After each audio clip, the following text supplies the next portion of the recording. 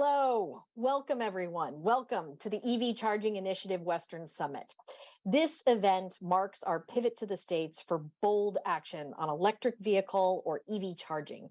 NRDC is so proud to support the National EV Charging Initiative, which pushes the public and private sectors to seize the multiple opportunities presented by the infrastructure law and the Inflation Reduction Act. Working together, we can electrify Dwight D. Eisenhower's interstates and provide access to charging infrastructure where Americans live, work, and play. We will execute this in a way that brings good jobs at good wages to communities across America, ensuring that those benefits reach historically marginalized communities. This initiative sets a vision and delivers a tangible framework for public-private partnerships. 35 national and regional organizations representing diverse interests, hundreds of companies, and millions of individual members and workers have joined the initiative and contributed to and endorsed a set of policy guidelines. Thank you for joining us today as we now turn to the states, where steel goes into the ground to build the national network of charging infrastructure we need to power America's clean transportation future. I could not be more excited to now introduce. We are thrilled to welcome Secretary Granholm to deliver our first keynote address of the morning. Secretary Granholm is no stranger to many of you. She is leading the Department of Energy's work to advance the cutting-edge clean energy technologies that will help America achieve President Biden's goal of net zero carbon emissions by 2050, while creating millions of good-paying union clean energy jobs and building an equitable economy. It's such a pleasure to join you for this latest EV Charging Summit, albeit virtually. Let me start by giving a big thanks to really everybody involved in the National EV Charging Initiative. This group has brought such clarity of vision and purpose to this conversation about the electrified future of transportation. And really, that has been invaluable to the Biden-Harris administration. Because with your help, as you know, we got $7.5 billion into the bipartisan infrastructure law to fund this national network of EV chargers. And so over the past year, we've taken some key steps toward getting that money out the door, starting with our National Electric Vehicle Infrastructure Formula Program, which of course is supported by the Joint Office of Energy and Transportation. All 50 states, plus Puerto Rico and DC, all submitted their electric vehicle infrastructure deployment plans on schedule. And the Federal Highway Administration approved all 52 of those plans. And so now those states, plus Puerto Rico and DC, they've got access to more than $1.5 billion in formula funding to build our EV charging stations, over 75,000 miles of highway nationwide. Looking ahead, we're readying updates on our community grant and corridor charging grant programs. And those cover the remaining $2.5 billion for EV charging in the infrastructure law. So much of the Joint Office's work is going to depend on key partnerships, and that includes with all of you, because you can help us get shovels in the ground faster. So let me ask you to do this. Open up the Notes app on your phone, and I'm going to ask you to jot down these 4 addresses. So open up your Notes app. You're going to need these. The first address, driveelectric.gov. Driveelectric.gov. The second is cleancities.energy.gov. Clean Cities, all one word. cleancities.energy.gov. The third one is vehicles.energy.gov. And then the last one is, this is an acronym that many of you know, but it's EECBG at hq.doe.gov. I'm going to do that one again. EECBG at hq.doe.gov. Now, here's why I want you to have those addresses. So the first one, driveelectric.gov, is the website for the Joint Office. And it's really your portal to technical expertise and submitting feedback, and really connecting with folks on the Joint Office team. The second of the addresses, cleancities.energy.gov. That is for the DOE-funded Clean Cities Network. So Clean Cities is actually going to be celebrating its 30th anniversary in 2023, and over the past 3 decades, they've built up this huge roster of contacts with fleets and state and local government agencies and community-based organizations, technology providers, this huge roster, and all of whom in that roster you can connect with to explore bright ideas for worthwhile projects, reach out, have those contacts. So visit cleancities.energy.gov to get started with your local coalition. The third address, vehicles.energy.gov, that is the website for our Vehicle Technologies Office, which you can monitor, especially for funding opportunities outside of the infrastructure law. In just this past calendar year, our Vehicle Technologies Office at DOE that has committed $32 million to support electric vehicle charging. So, for example, they're backing projects that range from EV charging deployment for consumers who don't have easy access at home, to high power charging to support electrified freight trucks, to technician and installer training. And they've supported everything in between. So there's going to be more funding opportunities come next year and beyond. So keep tabs on vehicles.energy.gov. Finally, that fourth address, eecbg@hq.doe.gov, that's the email contact for our Energy Efficiency and Conservation Block Grant Program. So thanks to a funding boost from the infrastructure law, that program can also support efforts by state and local and tribal governments to deploy, among other things, EV infrastructure. So encourage your contacts in state or local or tribal governments to look into using the EECBG for EV charging. This is such an exciting moment because we can all see that our electrified future is just ahead. And the only question really is how quickly we're going to get there. So let's pull together and make that soon. Thanks again so much for having me, and I hope you enjoy the rest of the summit. Thank you, Secretary Granholm. I know this group likes being put to work, so I'm sure everybody jotted down that list of places to visit. I think they're also in the chat. Now, I would like to introduce Andrew Wyshnia, who serves as Deputy Assistant Secretary for Climate Policy in the U.S. Department of Transportation. Wyshnia and I had a chance to work together previously. He also served at the U.S. Senate Committee on Environment and Public Works as Special Assistant for Policy to the Federal Highway Administrator and as Senior Program Manager at the White House Council on Environmental Quality, my favorite place in the White House. That's where I had the honor to work with Andrew during the Obama administration. Today, he is working with the states to turn federal dollars into EV charging stations. Andrew, take it away.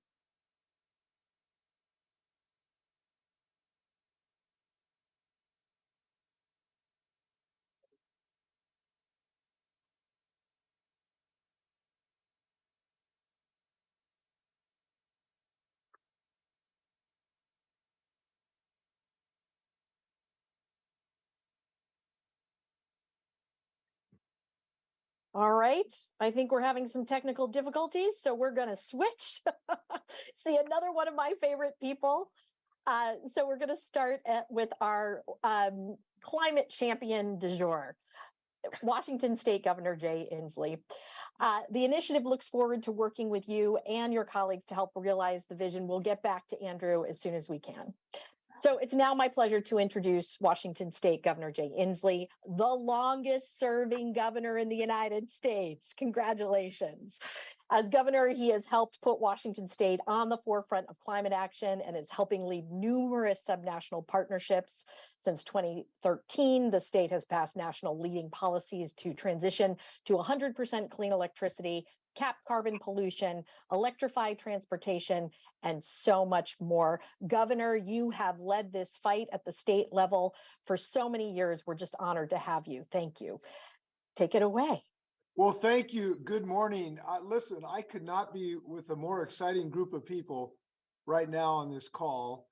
I want to thank everybody in this call personally for what you're doing for two very important people. And those are my two new grandsons, both born in the last 2 months.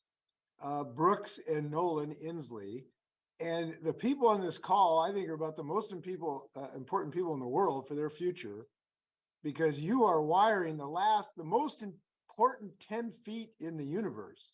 You know, we get most all our energy one way or another from the sun. It's 91.5 million miles away, but you're finishing the last 10 feet so that Americans can get access to electricity for their cars. And nothing is more important to the future of my grandchildren than the ability to electrify our transportation fleet. And now we have this unbelievable opportunity to do that. And I got to tell you, I'm so excited about the moment we're in. Haven't been fighting for this. I remember in 2007, I think I brought a prototype of the Chevy Volt. It was the old hybrid that they had in mind. It was just a prototype, and I brought it to Capitol Hill to show it to my colleagues so that they could understand the future of electric cars. And when I did it, they all were laughing at me because the thing didn't even have an electric motor in it. It was just kind of the shell. And now here we are with my state having the second highest penetration of electric cars. The public is buying them like hotcakes. We can't make them fast enough. Now the long pole of the tent is charging infrastructure.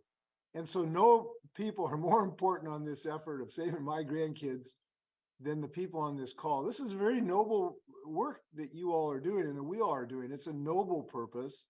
It is a historic purpose, and it is a moment where we can really move the needle. So I love being on this team of building this charging infrastructure. What I'd like to add to the discussion, or what I would think are the 5 values of this mission statement. The people on this call, virtually everybody in this call has more technical ability than I do about the specifics of charging infrastructure. But I want to posit the sort of 5 things that I think need to guide our rollout of this technology. I think if we follow these 5 values, we're going to do very, very well in this revolution. First, equity. I really believe everything we do in charging infrastructure, we have to embed equity in the decision making. We know I have a very inequitable society for many, many reasons. And the decisions we make about where we put charging infrastructure, what type we put in, I really believe we need to lead with that value system. We have done that in our climate change policies. Our cap and invest bill, I think, is the best because it has a 35% dedicated to disproportionately affected communities, 10% for tribal communities. We need to embrace those values when we make mapping decisions, when we make investment decisions, when we make consumer education decisions. And if we do that, we will lead not only saving the planet, but we'll move the arc of the moral universe forward towards equity. I think this is a big issue in this community. The second is to embrace collaboration. And I think this is always a challenge for all of us who work in our own stovepipes and whether we work for a city or a corporation or a school district, to really embed all of our decision-making in enhanced collaboration across multiple organizations. We're doing that under our Senator Marco Elias, who helped establish our great climate policies. We have an EFI consortium to work to make sure that we collaborate across multiple organizations, both in siting decisions and decisions about how we share this infrastructure. We're still working on that in my state. We obviously are electrifying our state fleet and working on our own charging infrastructure, but we're still working really to work into sharing arrangements with other organizations to figure out ways that we can both do mapping and payment systems that can maximize the use of these. So we don't have these just sitting out there for one organization, nobody else can use them. So I think collaboration, secondary value system. Third, reliability. And I know everybody on this call has understood that we need to improve reliability of this industry. And that has to do with insisting on it, frankly, contractually and otherwise. So we're sharpening our pencils to make sure that we embed requirements of reliability, good monitoring system, and repeated quality control methods of really evaluating the reliability of our systems. I remember at Disneyland, the rule at Disneyland was they never had a ride that wasn't working for more than like an hour. because you show up to Disneyland and the ride doesn't work. People get really disappointed. Well, it's the same on our charging infrastructure. And I think we have some work to do to simply, frankly, require our partners in installation to improve reliability. I think we're capable of doing that. It's like any new industry, you work through increasing the performance and efficiency levels. I think this new industry we're in the birthing stages of this. I think we're capable of doing it, but we really have to make a demand for that on behalf of our citizens. Next issue is ambition. Look, I've always believed that people are going to love electric cars, and it's true. And by the way, there's no American in the history of America that has bought an electric car and then gone back to gas-powered cars. This is like, once you go electric, you never go back.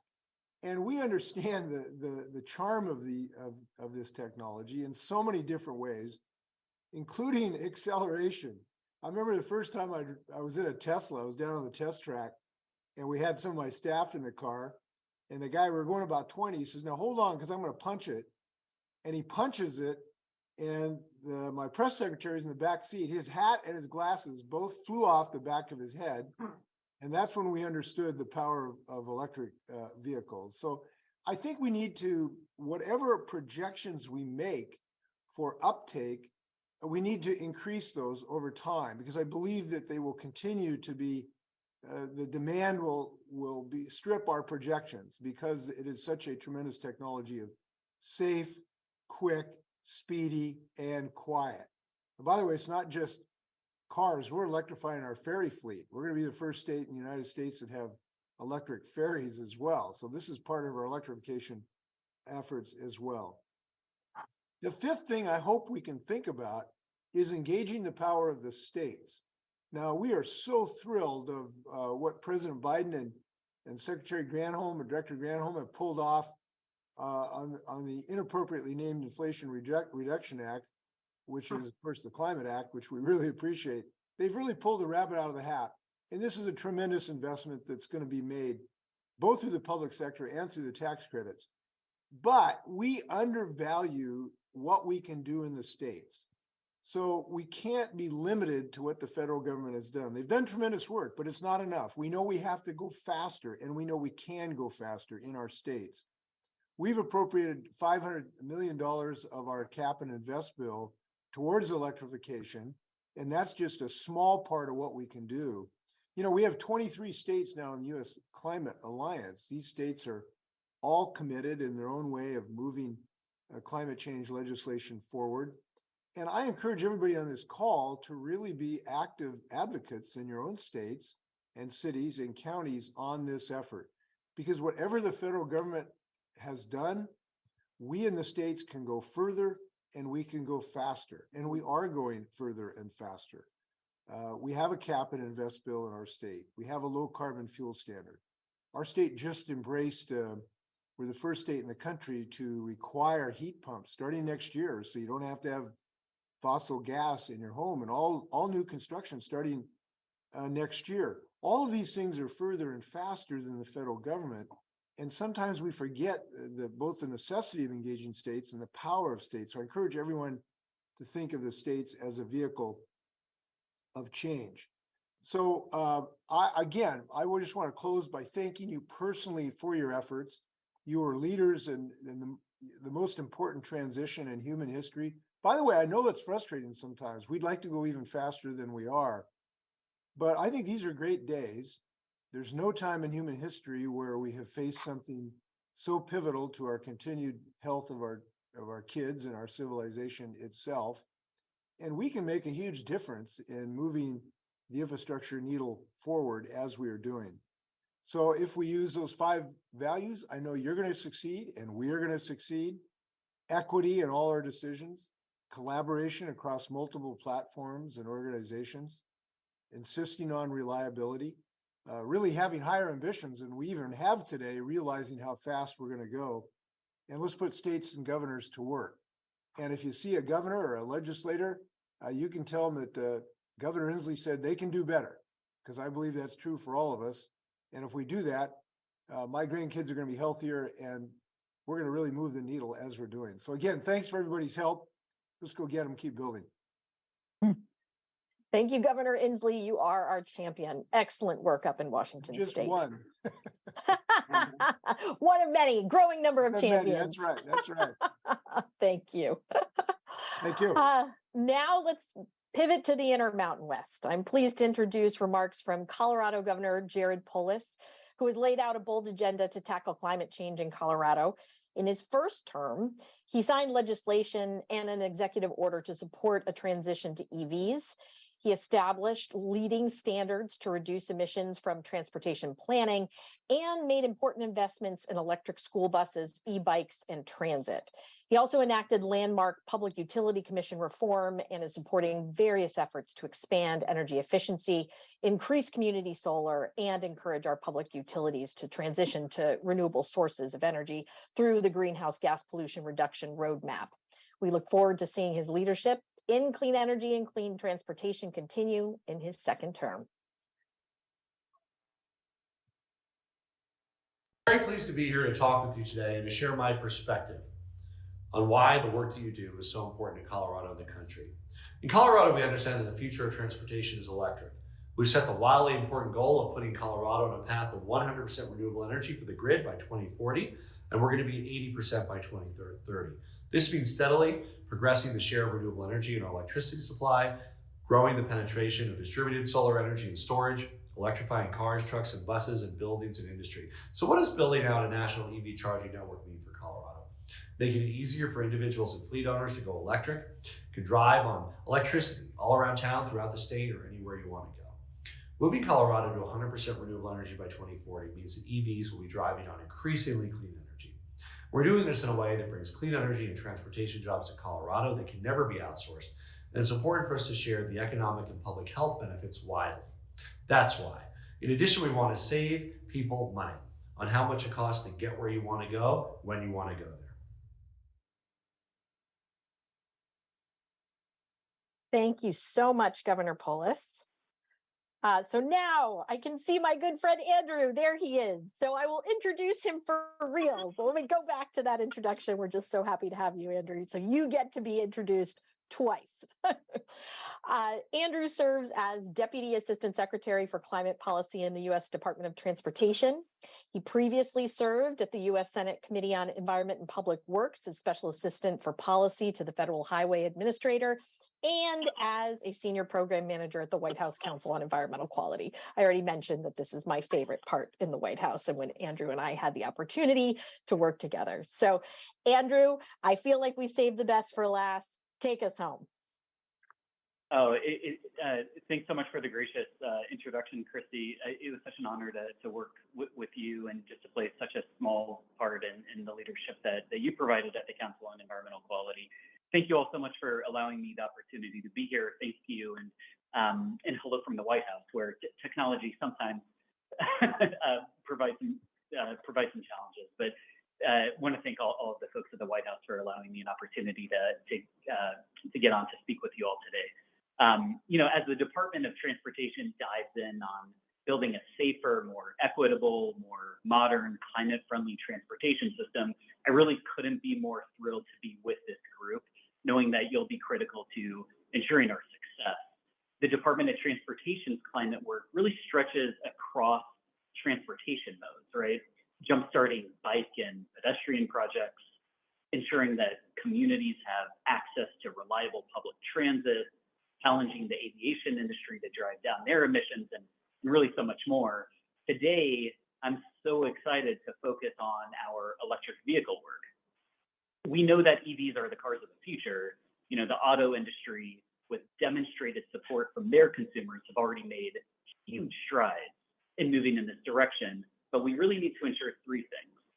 One, we need to ensure that the shift is going to happen quickly enough to make a meaningful difference in the fight against the climate crisis. Two, we have to ensure that EVs and EV chargers are made in America by American workers. And three, we have to ensure that they'll be affordable and accessible enough for every American to reap the benefits. And of course, EVs have a myriad of benefits. They're cheaper to both fuel and maintain. They don't produce harmful air emissions like internal combustion engines do. And we know that those pollutants disproportionately impact disadvantaged communities. And we're committed to make the deployment of the EV charging network equitable, ensuring that the benefits accrue to underrepresented and disadvantaged communities. So the network has to be fully accessible to all EV users, regardless of whether they live in an urban or rural area. And to that point, through the Justice 40 initiative, we'll be ensuring that at least 40% of the benefits of our EV programs investments will flow to disadvantaged communities. So this work is absolutely going to take all of us. And we in the federal government have been given really a once in a lifetime opportunity to lead the so-called electric vehicle revolution. President Biden's historic bipartisan infrastructure law marks the largest investment in EV infrastructure in American history. The Department of Transportation and the Department of Energy are working hand in hand through the Joint Office of Energy and Transportation to meet the president's goals of installing 500,000 EV chargers by 2030. We've rolled out the first part of the bipartisan infrastructure law investment, a $5 billion national EV infrastructure formula program, which we call NEVI, for states to begin to build out a nationwide EV charging network. And to that end, we've been working really closely with states to make sure that money is put to good use. So as part of this program, states were required to develop and submit a state EV charging deployment plan. We released guidance and FAQs, and the Joint Office developed a myriad of technical assistance resources to help states develop these plans, which would include information on charger locations, workforce development, equity engagement, and other elements that are critical to a successful EV charging network. And on August 1st of this year, we were glad to receive all 52 plans from the 50 states, Washington, D.C., and Puerto Rico, all 52 states. And we worked diligently to review those plans, and we were able to approve all 52 before schedule. The national network is beginning to take shape. So our work on this program continues, right? We're developing minimum standards and requirements for the chargers themselves so that drivers can have confidence that they get safely to their destination. The resources we're developing will help build a truly national network of EV chargers, reducing range anxiety and empowering a truly equitable shift to the electric vehicles that will power our future. And then beyond the state formula program, the bipartisan infrastructure law also created a variety of other opportunities to electrify cars and buses.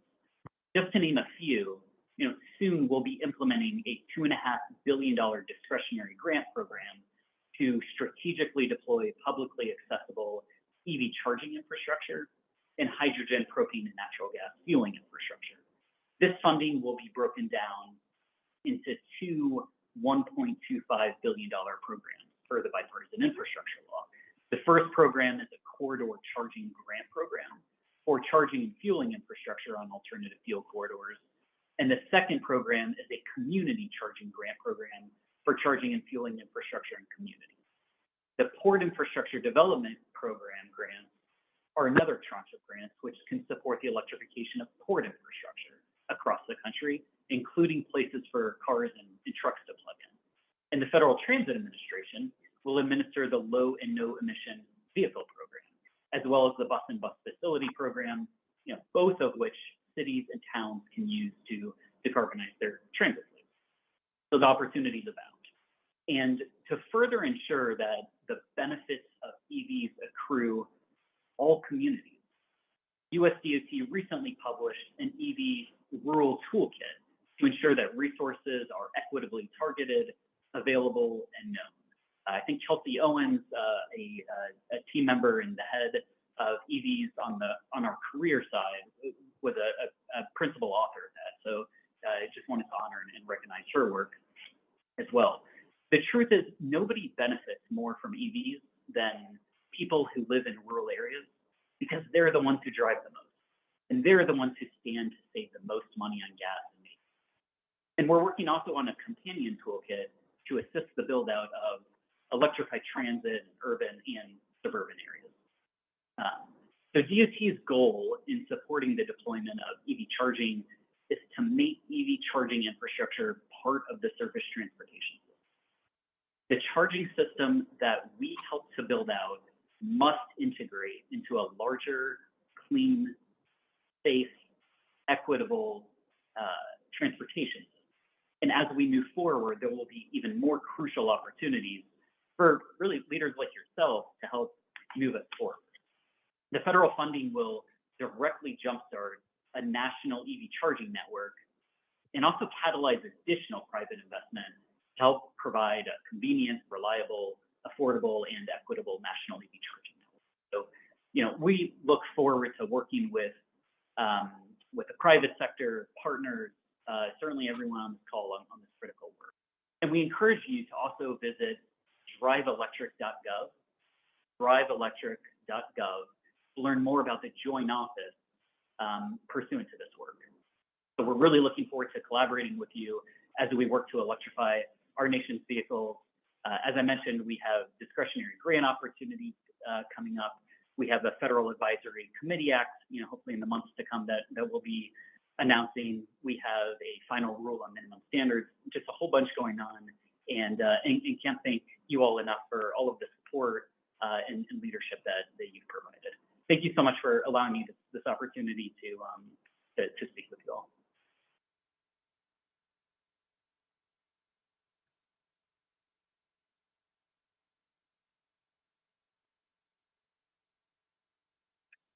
Well, thank you so much, Andrew, for joining us. I know that you are a very busy man, multitasking today between our event and the White House's event. So we really appreciate you finding time to join us.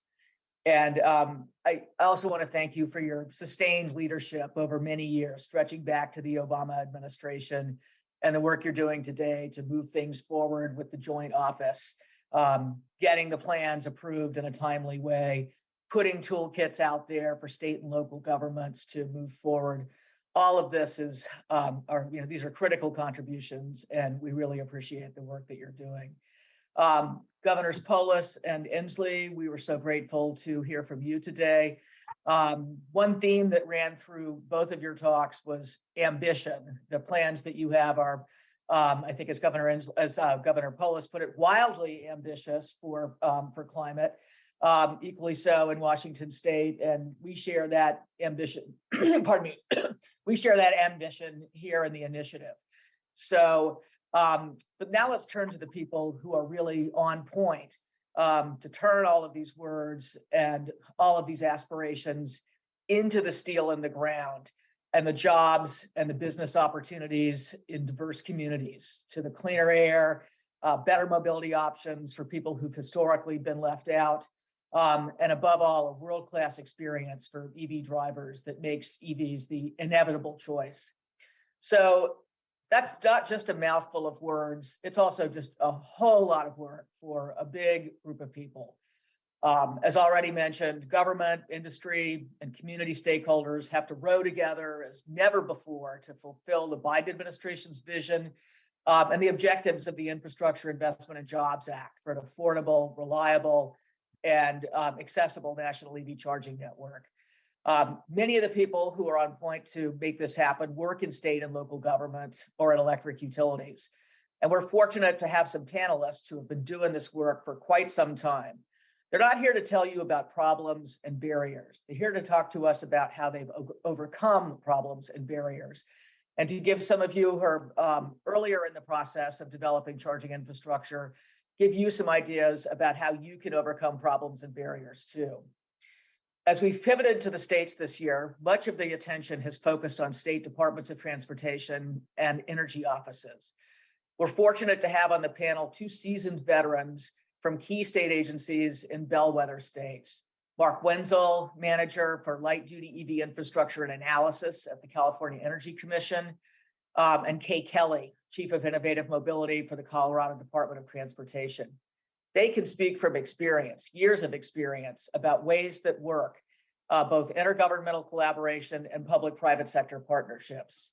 Our moderator, Senator Marco Lias of Washington State, represents another branch of state government that is every bit as crucial to the success of the Infrastructure Investment and Jobs Act grant programs.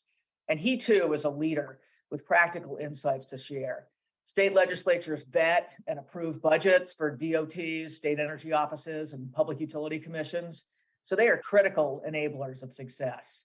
And they have oversight responsibilities too, not just carrots, but sticks. So they're positioned to acknowledge, encourage, and prod as needed. And perhaps most important, they are positioned to set the direction for state and define the terms and to set EV charging infrastructure into the broader context of state climate plans. And we heard from Governor Inslee that Senator Lias is one of the principal architects of Washington State's plan. He set a great example. Seasoned government professionals also understand that they don't have all the right answers and they can't do everything with government. We need to leverage private sector capital and we need to leverage private sector skills and experience. They may have the best of intentions to create inclusive opportunities for jobs and economic development and to bring better transportation options to historically marginalized communities, but they aren't going to get it right. And this is all about getting it right. They aren't going to get it right unless they hear from voices in those communities. Terry Travis of EV Noir has advised 25 of our largest cities, states, and federal agencies on how to get it right. So we're very lucky to have him on the panel with us today. And finally, we can't do it all without the support of electric utilities. They are literally going to supply the lifeblood of EV charging, the electricity that goes from the grid into the car, the increasingly clean electricity that goes from the grid into vehicles. So they're delivering and sometimes generating that electricity. And there's no utility in the country that has worked longer on transportation electrification or energized more charging stations than Southern California Edison. So we're very fortunate to hear from Chanel Parson as Director of Electrification at Southern California Edison. She has inherited a wealth of experience from several predecessors who've worked on this, again, for decades. And she's continuing the utility's leadership as it meets and masters increasingly complex challenges. Now, I understand that Senator Lias isn't with us yet, so I'll kick off the panel. Here is Senator Lias. Senator Lias, I am happy to turn the podium over to you now. Thank you so much, Nancy. After being hybrid for here a few months, the technological challenges are on us again. So I appreciate your patience. It's so exciting to be with everybody. And this is such a pivotal moment, in our country and this trajectory of sustainability that we're on. The plans are in, the states have all submitted their visions, and now it's really time to execute that vision. And I think it's really exciting to have this group of experts together to identify opportunities and challenges, explore strategies that are working, look across state lines, look across different landscapes from urban to suburban to rural, to look for inspiration. And I hope that we are able to do that cross-pollination of really understanding what the private sector is doing, what government's doing, what public agencies can do, so that every level of government we can bridge the sort of quote unquote cultural divides and take on the new roles and new relationships that are going to get us to success. So I think it'd be great to start by folks introducing themselves, who your organization is, sort of what your role is, with regard to electrification. And I don't have any particular order in mind, so I'll just look at who's on my screen and maybe start with Kay Kelly. Thank you, Senator Lias. So I'm Kay Kelly. I'm the Chief of Innovative Mobility at the Colorado Department of Transportation. So I lead a small but mighty team that I understand is a rather unique team to find in most DOTs. And our focus is on congestion and emissions reduction. There are 4 elements to my team's portfolio: electric vehicles, of course, that's the topic of the day today, but also connected and automated vehicles, along with our state's Division of Transit and Rail. And then I also have a mobility services group that's focused on emerging modes of transportation demand management, and behavior change strategies.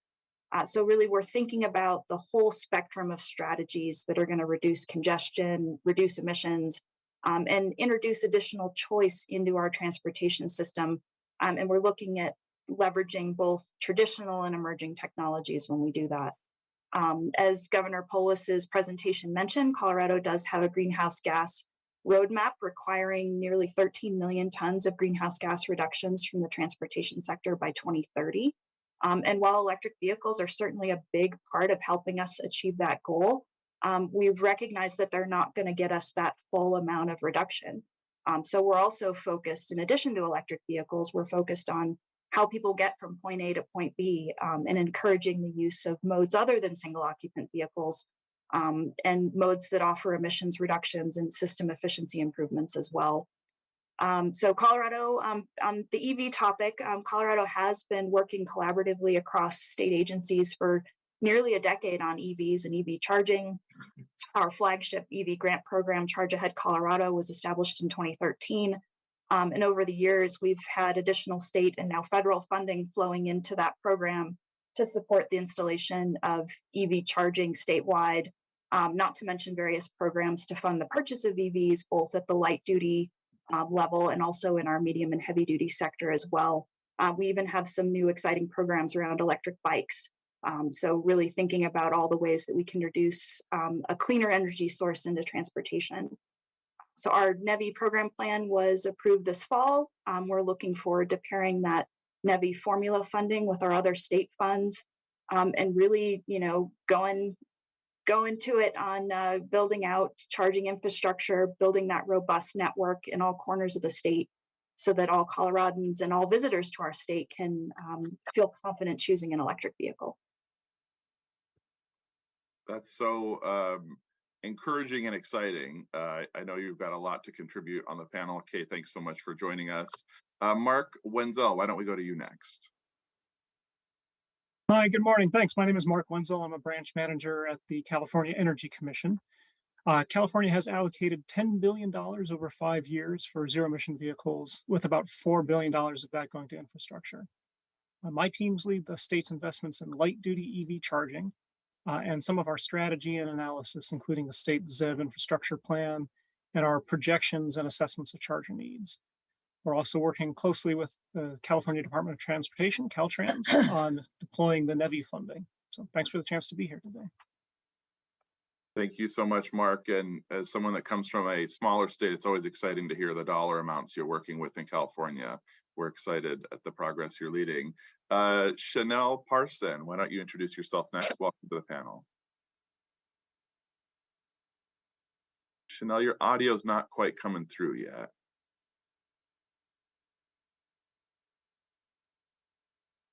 I'm not hearing it.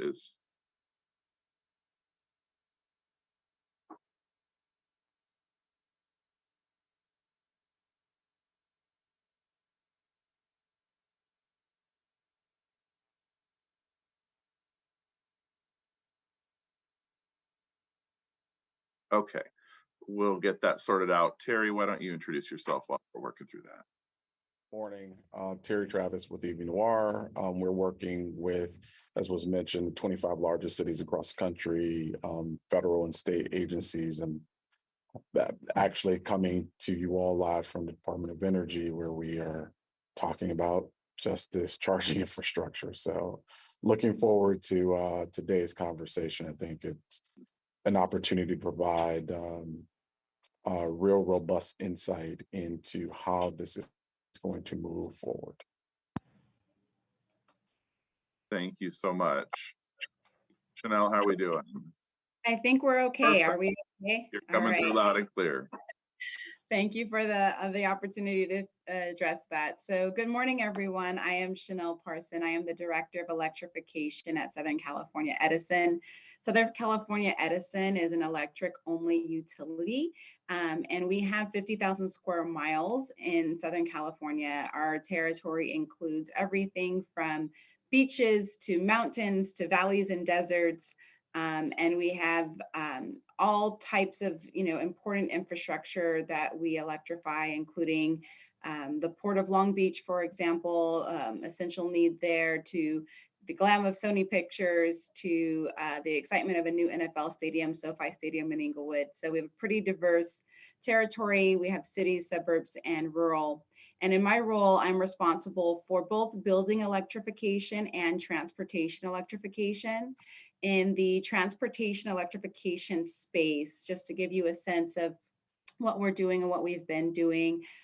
We've started working on transportation electrification since 2014, and we're investing over $1 billion in EV infrastructure rebates and pilots that is going to directly contribute to electrifying over 550,000 vehicles and more than 40,000 charging ports in our service territory. And so we have programs that address light duty vehicle charging infrastructure, medium duty, heavy duty vehicle charging infrastructure, as well as other rebates, time of use rates to incentivize charging times, pilots, and a lot of fun things in this space. So I look forward to chatting with you in this panel. Thank you so much. And I'm your moderator, Marco Elias, state senator from the great state of Washington, chair of our Senate Transportation Committee. And here in Washington, we have passed a number of climate policies that bring resource to this discussion, most notably Climate Commitment Act, a cap and invest program that is helping us this year as we launch our auctions. We also have set the bold goal in our recent transportation investment of being clean cars by 2030. So trying to get out in front of the transformation. So I'm excited to hear some good ideas as well as commiserate on some of the shared challenges as we move ahead. The first question I do have for the group is, because we've got such a diverse set of geography and perspectives on this, from your area of expertise, what do you see as sort of the top 2 or 3 challenges to EV infrastructure deployment where you're at? And maybe let's go in reverse order. Chanel, if you want to start off for us. Sure. Customers who want to install EV charging stations, they need assistance, and they need assistance with the financial aspect of it. They need educational assistance, project management assistance, and they need significant support to get this done. And so the top 3 challenges, or what I like to consider them as calls to action that I see here, are related to goals, money, and education, support, information. And so on the goal setting side, it's setting specific goals and tangible goals around electrification to help rally all key players around a common objective and target. And it also signals to everyone, what we are specifically working toward. And in this space, this is where government and regulators play a big role. Money, the second major challenge that I see or call to action, the need there really is adequate and durable funding and incentives to support these goals and really help to scale electric transportation. And then specifically making money available to help ensure underserved communities remain in the forefront throughout this transition, because for us to meet our collective energy goals, everyone needs to participate. And so that's really going to be key. And then the third one is around education, support, and information. Our customers, from a utility perspective, they need to be aware of the value of electrifying, as well as the assistance and resources that are available to help them. And on the utility side, we need to have information and feedback from customers on when and where and how much EV charging they plan to use, so that we can best prepare the grid to accommodate. Thank you. That's really valuable. Terry, in addition to sort of the overall challenges, I know you've been doing some great work with the Joint Office on kind of how we get it right. And I wonder if you could also help us think about how we're making sure we're getting infrastructure to low-income neighborhoods and not driving additional gentrification and challenges from your perspective as well.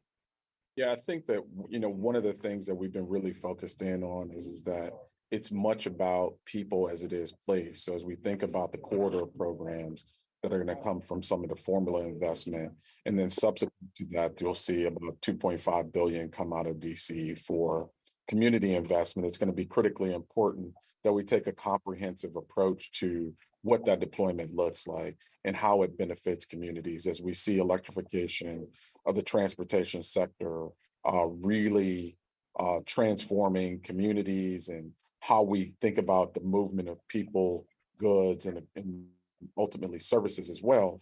It's going to be really important that we process and think through what are the variables to give individuals in the communities that are often impacted, negatively from our current transportation system, providing those verticals so that they have a better opportunity.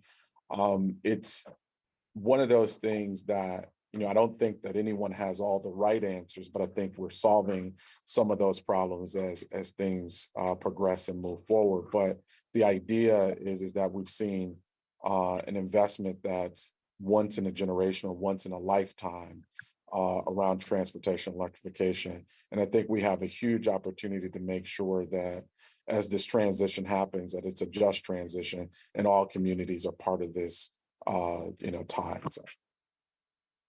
Yeah, super valuable. Mark and Kay, I love these memes online that are like, what would you say to your 15-year-old self? When it comes to the EV transition, you guys are sort of in the future compared to where other folks are at. And as we think about challenges, because Colorado and California have been really at the leading edge, what are some of the challenges in implementation that you've identified that could help some of those folks that are a step or two, behind in terms of avoiding some of those challenges and missed opportunities? Mark, why don't we go to you first? Sure, thanks. So, I think one of the challenges is universal to all of us, and that is just that the business models for charging aren't developed yet. So we do see an ongoing role for the public sector to accelerate deployment and to drive towards equity, but we're looking at handing an increasing share of that off to the private sector. We see a lot of that in California, but that's always something that we're thinking about in terms of our strategy. I'll turn first to equity. That's really important to us. So I think a concrete step that folks can take is do some siting analysis. If you are doing siting, think about who those chargers are going to serve. Try to involve the equity organizations and other local voices. I'll say that I think the NEVI proposed regulations, and we're hoping to see those final regulations soon since we're waiting for them to take some of the steps we need to get the funding out. But the proposed regulations addressed a number of the lessons we would share, including things like ensuring the reliability of chargers, which Governor Inslee also mentioned. That's something we started doing a little over a year ago, but there's still some legacy that is stuck with us on that. Another category is project readiness. There are lots of people who are really interested in this space. The NEVI guidance calls for charging network providers with demonstrated experience. Think broadly about site control, contractor experience, financial capacity, and having the utility confirm that the power exists. So we're trying to move away from purely speculative chargers to ones that we can get in the ground and get serving the public as quickly as possible. The third category that I'd point to would be working with local jurisdictions on permitting, especially thinking beyond NEVI. Our Governor's Office of Business and Economic Development has developed model codes for permit streamlining. And the last piece of concrete advice I would say is to plan for the future. This is moving really quickly. Technology is changing quickly. The number of vehicles is changing very rapidly. In California, we're at about 18% of vehicle sales now are zero emission vehicles, so that we are starting to see ourselves on that upswing. Think about requiring conduit runs, just as a concrete example. Think about requiring conduit runs that are big enough for more power or more chargers. It is simple and relatively inexpensive to do up front. It's complicated and much more expensive to do afterwards. And then also related to NEVI, think about going beyond the NEVI minimums for both chargers and for power capacity, especially for stations that will serve cities as well as through travelers. That's great. Kay, do you want to share some insights in particular kind of for early adopters? What are some lessons learned in terms of challenges that may be ahead for folks and some ideas of how we can overcome them? Yeah, I think, and first of all, we should all keep in mind that everyone was once a beginner, right? When, when some of the states who are leading now started their EV charging efforts, there weren't vehicles, there wasn't any infrastructure, there wasn't any money, right? And now, we have all those things. We have quite a bit of funding to boot.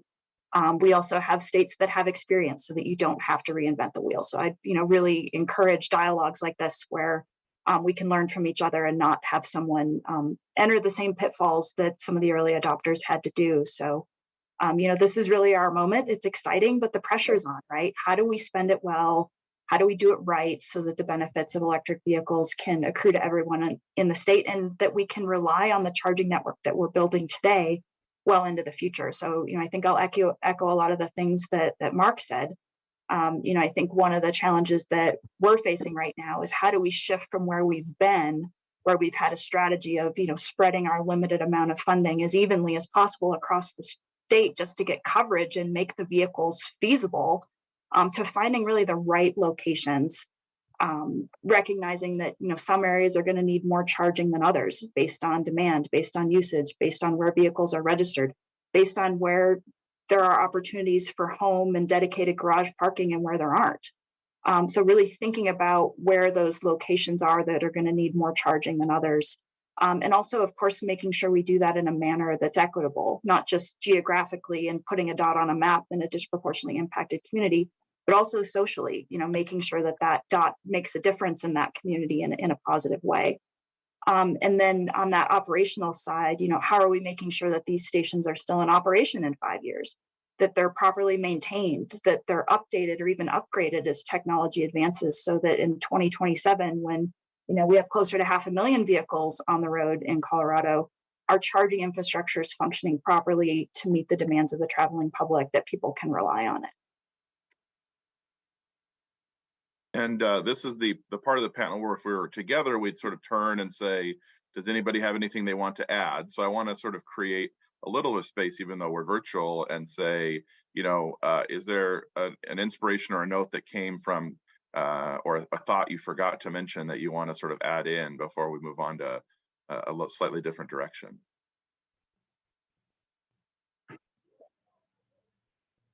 Hard to be planned to spontaneous, but I'll try and embed that in the future questions too. So feel free to sort of, if you're jotting notes, think of something.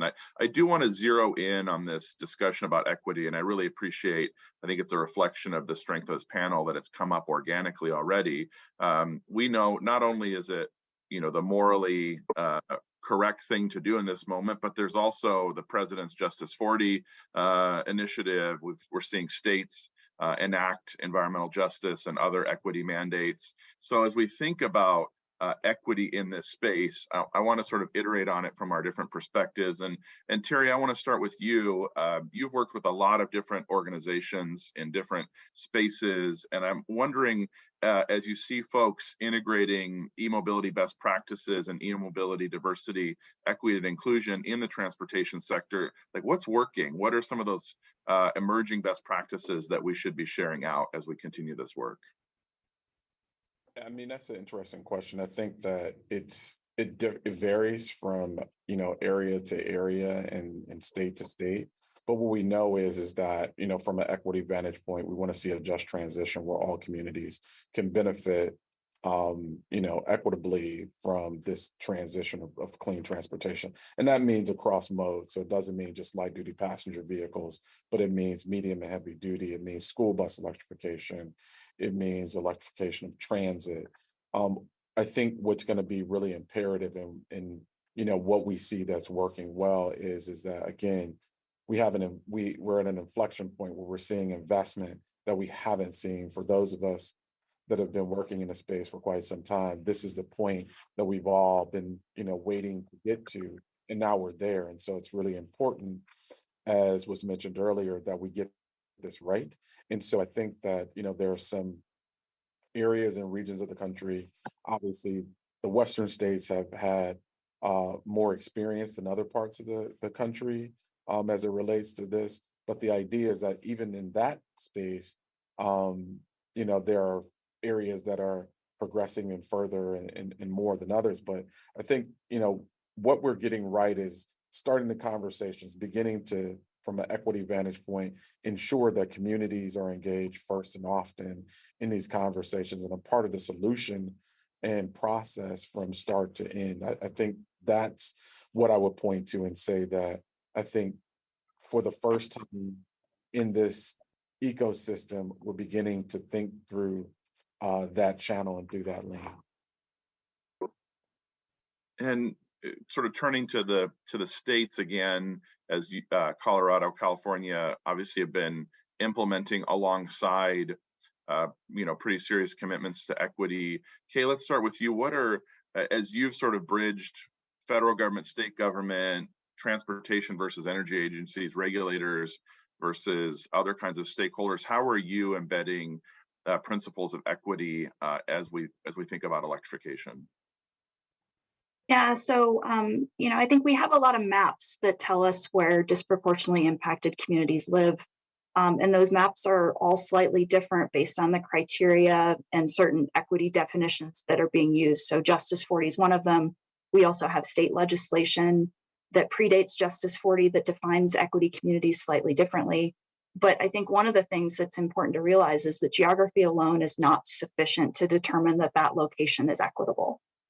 Simply putting a charging station in a DI community doesn't make that an equitable location if that community isn't able to use it or benefit from it. And what we certainly don't want to have is for that EV charging station to become an instrument of gentrification for that neighborhood.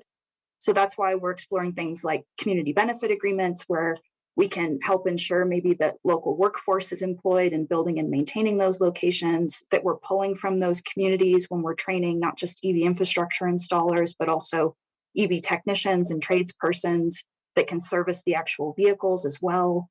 In addition, we're interested in if there are ways that we can ensure that community members living near that charging station can charge there at a free or a reduced rate. Are there opportunities potentially for complimentary en route charging for transit buses as we're building the electrical infrastructure that makes that charging location possible, where we can have electric transit buses or school buses serving that community if that's their preferred mode of transportation? Are there opportunities for EV car sharing locations around that charging station for occasions when a private vehicle trip is needed and the community doesn't have access to personal mobility? It's not, again, just about putting that dot on the map in that community because the map says that's where it should go. It's really about involving the community, understanding what their needs are, and making sure that they have an opportunity to benefit from that location. And Mark, if you could talk a little bit about sort of what the California context look like. What does your state and local equity legislation expectations look like? How are you integrating that into the work? And again, this continuing theme of sort of what are some of those early lessons or successes that others can embed as they're doing this work?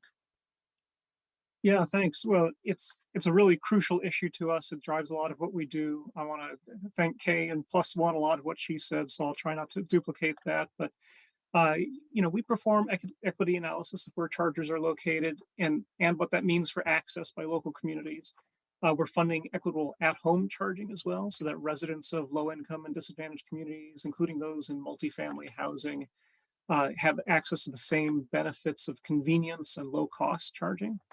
The CEC has launched a public process on defining metrics for benefits, as Kay said, beyond whether a charger is located within the geographic boundary of a community. And so that's a process that's underway for us now. We also have a disadvantaged communities advisory group that we consult with. We have a strong representation from equity-focused organizations on our funding advisory committee. There's not going to be one metric for success in this. It's going to be a process the whole time, but we have to keep working to use the funding and power entrusted to us as representatives of government to improve those equity outcomes. Thank you for that. Chanel, obviously, your utility's been at this work probably longer than most utilities in the country, and your service area covers so many different dimensions of equity. How's your organization doing this work? What are some of those lessons that you can draw that you can share with? We've got other state regulators, other utilities in other states. What are some of the things that are working really well? What are some of those, the sort of shining lights that others should look to in terms of, from a utility perspective, how we can embed principles of equity in the work we're doing?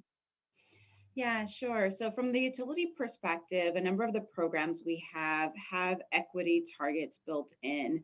Again, it's one thing to say that you want to outreach or target certain communities, but without targets, sometimes you don't get what you're actually looking for. And so we have targets baked in. In addition to that, we have targets not only for disadvantaged or underserved communities, we have targets for multifamily housing, installing charging stations there.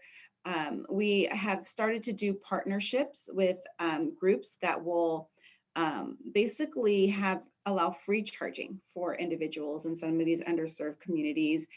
Because you have that chicken and the egg problem, right? If I live in an underserved community, do I get an EV if there's no charging there, or do I put chargers there if there's no EVs? And so we're trying to attack that from both angles.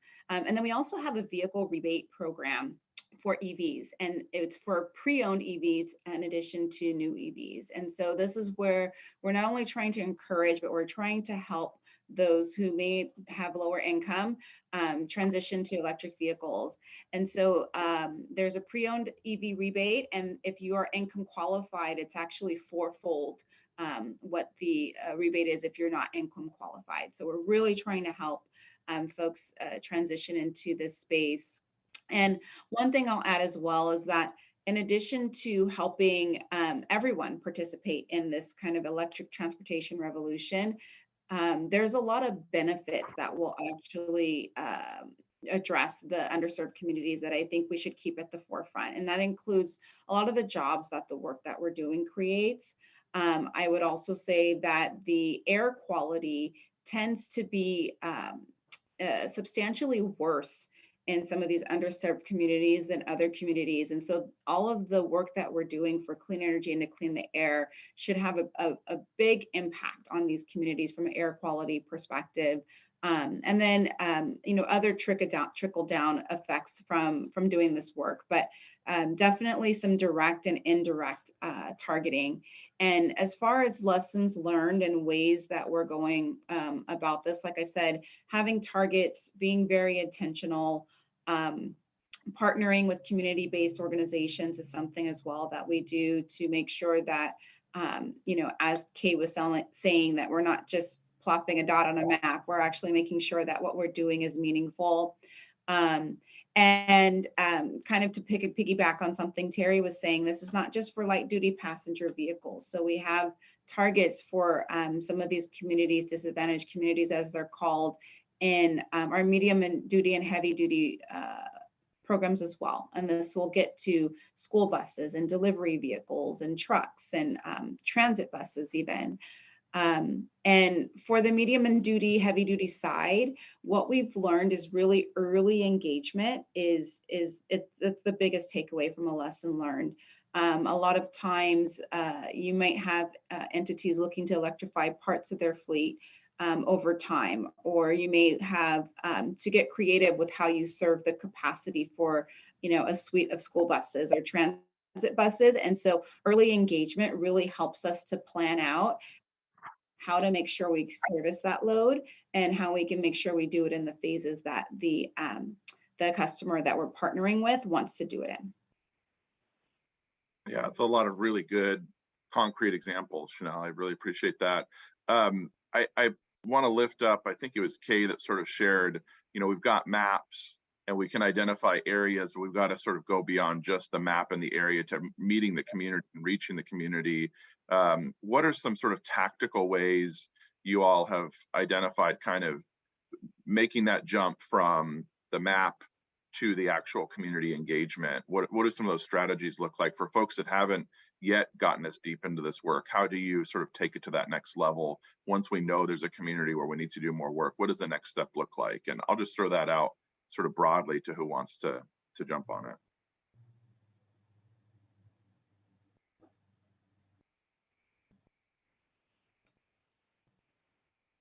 Or to Kay. Kay, what's I was holding back. I was interested to hear what Terry would say on this topic, given his I'll call on him expertise. next, so he can prep. I think one of the things for sure is communication, right? Like understanding who to talk to in that community, who speaks for that community, and what understanding really what their needs are, and walking in their shoes and knowing what they want. And I think there's a tendency in government to hold these kind of traditional public meetings where we stand at a podium and we show some PowerPoint slides and we give everyone 3 minutes to tell us what they want to say, and we say thank you very much, and that's the end of it, right? And that's not the kind of dialogue that we need to be engaging in. Like, we need to be having more roundtable discussions, more walking tours, more authentic engagement with communities that that transcends what that typical government meeting model looks like. Terry, additional? Yeah, I couldn't agree more. I think what Kay mentioned earlier is critically important. Having those community benefit agreements that, as we think about this, investment in infrastructure that's going in the communities, it has to be seen as a community benefit as opposed to gentrification, in which sometimes it's seen. And if you think about what's happening in the western region of the country, we're seeing transportation electrification accelerated at exponential rate, right? But is it benefiting all facets of communities? If you take California, for example, there's a different model that will happen in the Central Valley region than Northern California and Southern California, and the approach has to be different. And as we really think about what that looks like, we're doing a lot of our particular approach as an organization is to take a human-centric, data-driven approach. So the idea is that we center people first in our solutions, but we also take a data-driven approach to ensure that, we're doing the things that are going to be beneficial after engaging with communities, and then making sure that there are metrics in place that we can measure that, so that it's, as we talked about earlier, it's more about people than place. We can always put steel in the ground, but putting that infrastructure in the ground has to really benefit communities in a real world way, and understand that for communities that are coming from this through a different lens, transportation and mobility represents so many different things. It's not just, getting from point A to point B, but it means access to healthcare. It means access to social services. It means access to education. It means access to grocery stores, and, access to economic inclusion and workplace. And, the idea is that we really have to take a more comprehensive look. And I think that those are some of the things that we've been really focused in on. And I think that if we do more and more, it'll be helpful to the entire ecosystem. Really fantastic. I also think there's sort of a personal dimension to this equity work, and I think each of us draws inspiration from folks. I just want to lift up, the sort of the work and the writings and the words that our new EPA administrator brings as something I look to for inspiration as I'm sort of doing my own journey and my own work in this. Are there other sort of guiding lights? Who should we add to our reading list or to our watch list that could help us as we're individually doing this work? Draw inspiration from others. Chanel, anybody in particular jump to mind on your Twitter feed or in your sort of reading list that could help others draw inspiration as we're doing this work? There's no figure or character per se or expert that jumps to mind. For me, it's really, I take inspiration from everyday and everyday people. I personally recently had a child, and I get a lot of inspiration from him, because I want this world to be a place where we have clean energy, and he has opportunities that we never dreamed of for ourselves. And I look at some of the stories of our customers who live in some of these underserved communities, and how, as Terry was mentioning, this is not just about charging equipment. This is access to special different needs that people don't think about every day. And so when you hear some of the customer stories about how some of these things are actually making an impact in their lives, that's where I draw my inspiration. Kay or Mark, anybody that you find inspiration or draw wisdom from as we're doing this work? Well, I mentioned earlier our Disadvantaged Communities Advisory Group, and so this is one that we lean on a lot. We have found that to be a really helpful relationship. They do try to hold us to account. But the folks who engage with us are willing to share their perspective, sometimes more than once. That I find to be a wonderful group. Wanted to shout out to them, and I learned something from them every time I talk to them. Okay, anybody you want to share with us? Yeah, I get a lot of energy when I'm able to go out and interact with the community as well. I think meeting new people, hearing new lenses on the needs and the desires of communities always um, gets me thinking about other things that we can be doing and should be doing. So, for sure. And Terry, I'm adding you to my Twitter follow list. Who do you draw inspiration from, and how can we follow your work too as we move forward? Say, I echo what my fellow panelists have shared. I think that one of the things, one of the mantras that we, kind of move by is those that are closest to the problem are often closest to the solution. And so when you start thinking about, we're doing work with, ports and cities.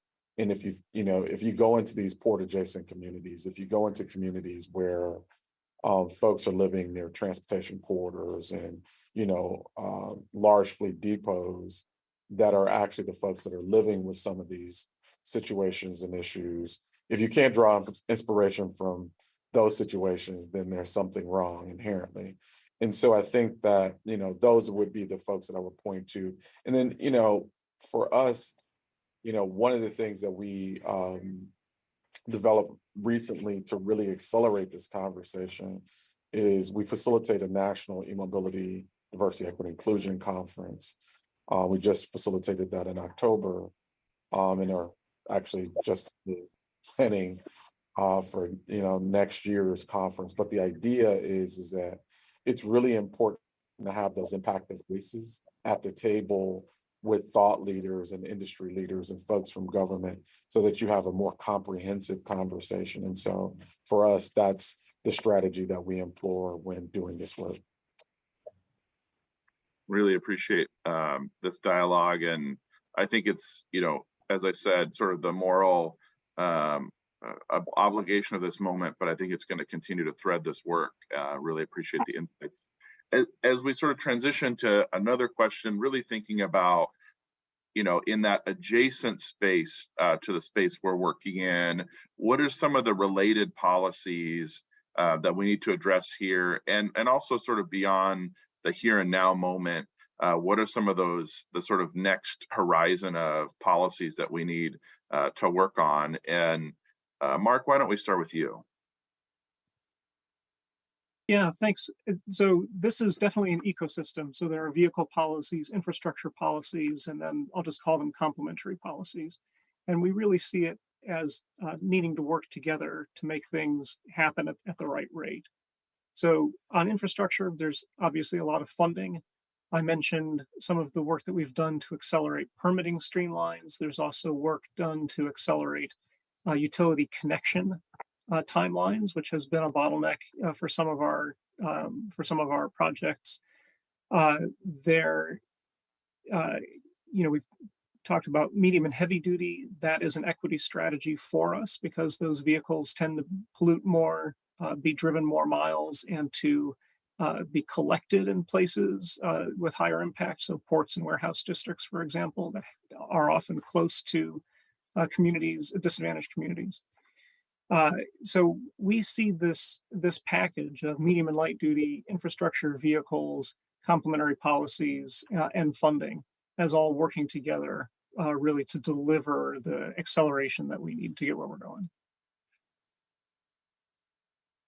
Terry, any insights here on sort of where do we go next? What's the next horizon of challenges we need to overcome here?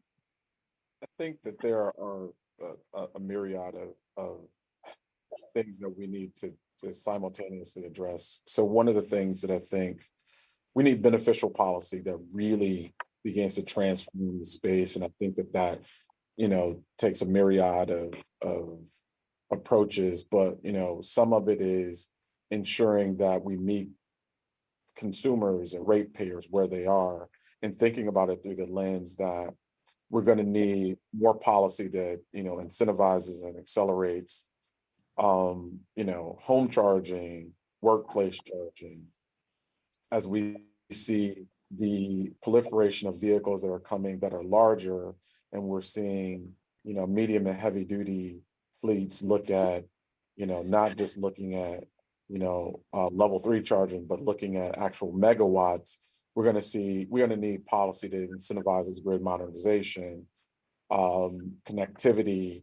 If we don't have broadband access in these areas, that's going to be a problematic situation as well. So it needs to be policy that reflects that. But I also think Chanel and others really touched on a point.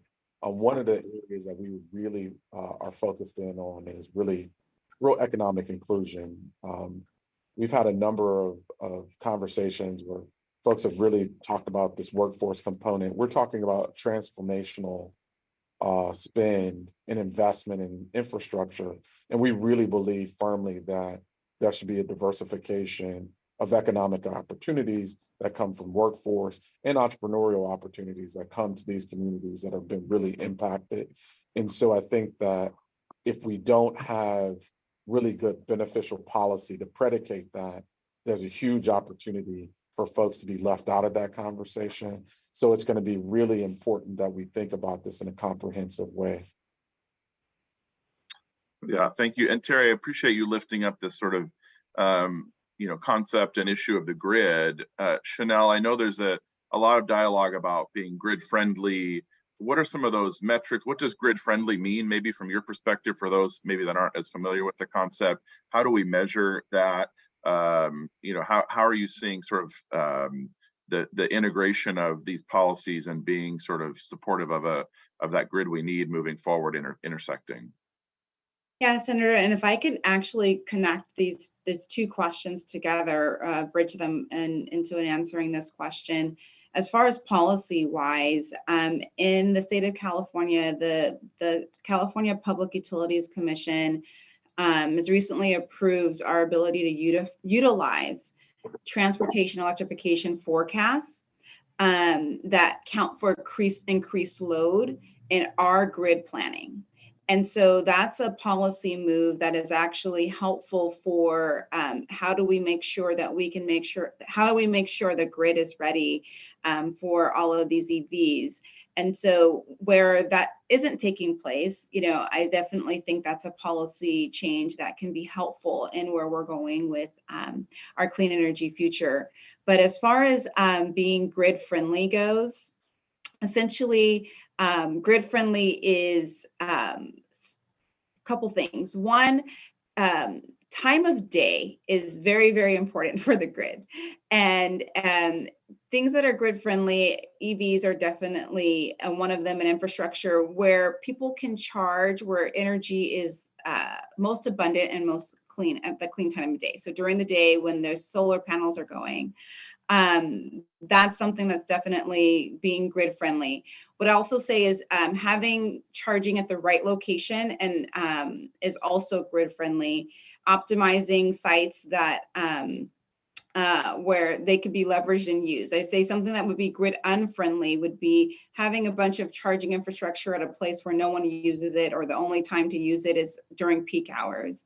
I think one way that we can promote grid friendliness is requiring all the meters that are servicing EV charging ports installed in our light duty program to be enrolled in a demand response program. And that allows the ability for us to adjust the charging or adjust the rates for time of day. Having things on time of use electricity service rates makes things grid friendly. Really, and what all of that kind of rolls up to essentially is if we can leverage time of day to do charging, then that means that there's less upgrades we need to do to the grid to meet the charging capacity. So if we can leverage times where we have a lot of electricity available on the system and it's clean, then we don't have to build capacity to do that. And so it's also really cost effective as well to be grid friendly. This is, I feel like I'm learning a lot, and I know that other folks are. Chanel, really appreciate that. Just even thinking about micro steps we can take to be more supportive of the overall infrastructure. Kay, we've thinking about the grid, also thinking at a very micro level, like what does it mean to install a charging station? Can we drive sort of inspiration for policy advances that are needed from looking at that kind of one by one process? And I know that you're doing a lot of work on kind of the cultural sharing process of getting more stations built. What do you see as sort of the next set of obstacles or challenges we need to address? And are there sort of issues sort of adjacent to our spaces that we need to talk about? Yeah, so I think when we initially started our charging program, we kind of cast a wide net and said, tell us where you want to build a charging station. And if it's a good project that meets our criteria, we'll give you funding for it, right? And we realized that there were some areas where charging was easy to build, and there's other areas where it's really hard to build charging, and no one was proposing to build stations in those locations. So, over time, we've added additional programs where we, instead of just casting the net and saying who's going to raise their hand and tell us where they want to build something, we said, we think we need chargings in these places, and we want someone to bid on these specific locations, right? So I think a mix of hand raisers and directive, it needs to be built in these locations, is one method to address that. Or even pairing, if you're going to build a station in an easy location that, has the grid capacity, that has the location, everything lined up, maybe we can pair that with a harder location as well, right? But also in terms of complementary policies that we need to address in this space, I think there are, beyond just electric vehicles, there are a lot of things about our built environment that can and should be coming into play here.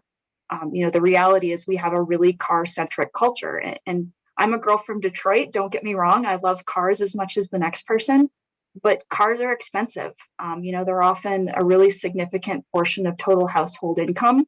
And driving single occupant vehicles everywhere we need to go, even if they're electric vehicles, is not very efficient. So, we all recognize we have a climate crisis that's threatening our natural environment. It's threatening our air quality.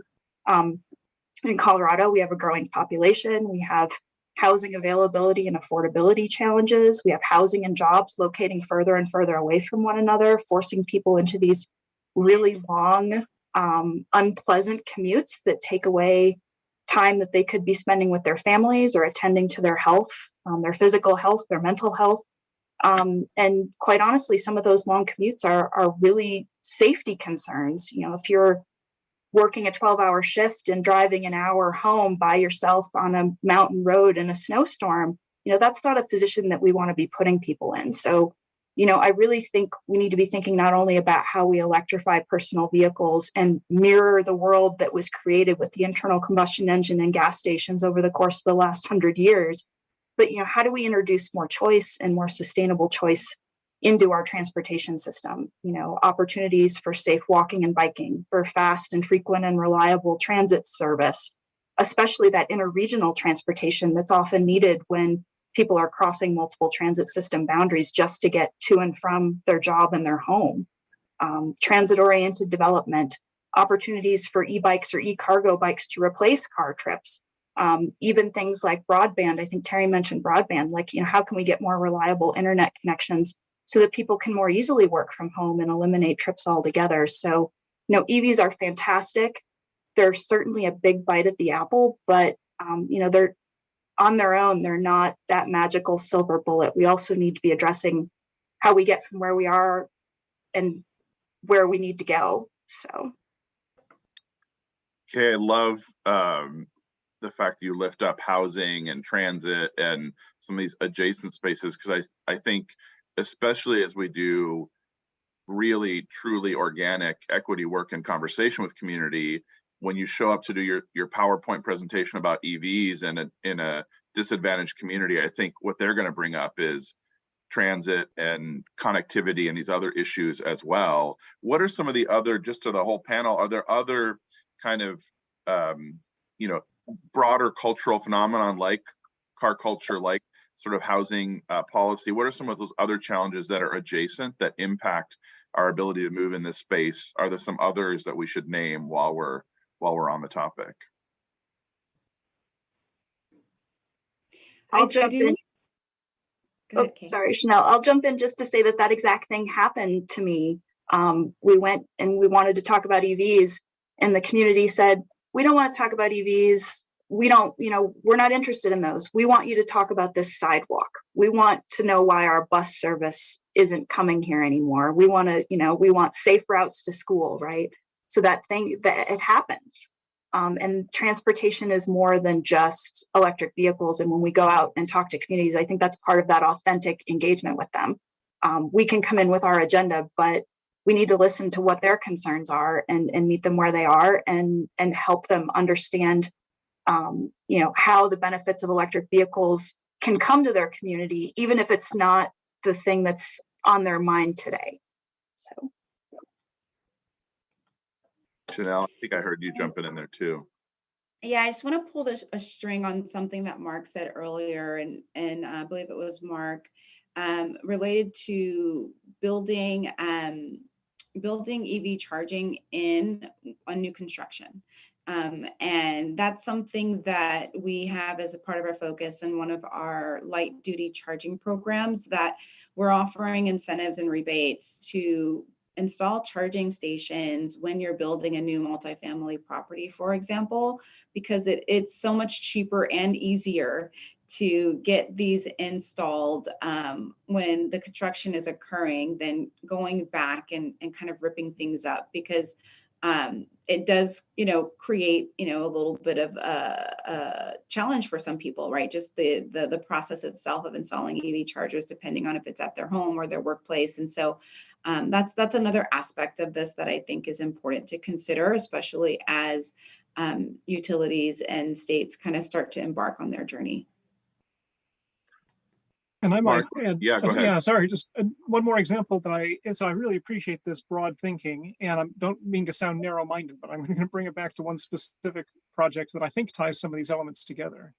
And that is, we're co-funding a project we call the Clean Mobility Options with the California Air Resources Board.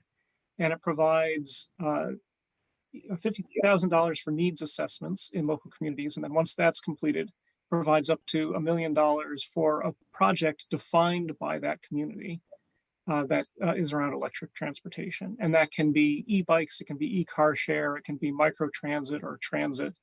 But it's a way to do something that is really community driven, gets us the benefits of electrification, and ties to these larger transportation challenges. That's really great. Can those of us not in California apply to participate too? Or? I'd be happy to share the website and share any information we can. I appreciate that. Terry, any thoughts on this one before we move? Yeah, I think that there are two things that I would bring to the conversation. I think that one is we really need to double click on the fact that we have to do, this is a new frontier technology for many communities. So as was mentioned earlier, when we go into communities and start and go outside of our proverbial bubbles and say like, hey, we have this new innovative idea that's going to solve all your problems. That's not the approach that I think that is best to take, because communities have real life issues that are happening. And so what we see is that we have to take different approaches. One of the things that I think we should be talking about, and this crosses different cultures, ethnicities, social economics, urban, rural, we have to think about resiliency. And so when we start thinking about communities that are often impacted first and worst because of those historic and systemic issues, where they, bear in the resiliency space seems to be a little different, and there are a bit more challenges. But there are opportunities there as well. We recently facilitated a data or research project with Consumer Reports, Green Latinos, and Union Concerned Scientists. And what we gleaned from this is something that we've seen the groups that have the highest propensity, the two groups that have the highest propensity, and this is a national survey for EV adoption, are the two groups that are often most negatively impacted, and those are Black and Brown communities. And so the idea is that because of all of these other factors that come into play, there's a huge level of interest in clean transportation, whether that be technology, whether that be financial savings, whether that be public health, whether that be all of these, variables that are there. And so I think that what's going to be important is that we lean into those communities. In particular, those are also communities that have huge amounts of social capital and that can move the needle in multiple ways. And so it creates this opportunity, and we really are at this inflection point where I think if we lean into this, we can actually move things along a lot further and a lot faster by having those levels of understanding. It's really powerful. It also leads me to think about kind of how we're defining success so that we know where we're missing the mark as we go along. So I think we've got just a handful of minutes left. I think that's a good sort of final meditation to think about how do we judge success, and how do we know when we're making headway and making progress towards that vision of success, and how do we identify those opportunities where we might be causing more harm than good along the way as we continue down these next steps. Kay, why don't we start with you? How are we going to know that we've succeeded, and what does that success look like, and how do we know when to catch ourselves along that path? Yeah, I think my North Star is really seeing that people are able to get from where they are to where they want to be in a clean, safe, affordable, accessible, convenient manner. Giving people travel choices that meet their needs, and meet their needs in a way that's sustainable. Chanel, what's success look like in your space, and how do we know we're getting there? Uh-oh, we might have lost her briefly. Terry, why don't we jump to you? That it represents a myriad of solutions. I think we're looking at a cleaner and greener future for all, where folks have access to mobility options, whether they be micro, whether they be transit, whether they be light duty passenger.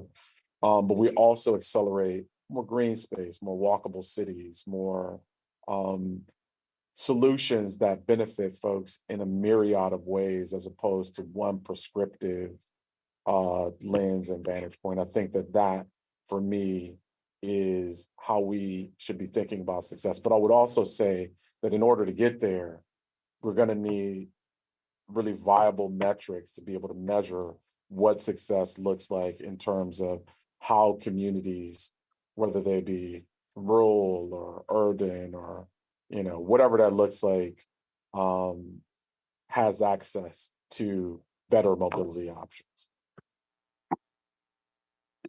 Yeah, I love that the visual meditation of greener and more vibrant spaces. Mark, how do you view success? Obviously, as we've shared, you're a little bit further down the path. You are already measuring success.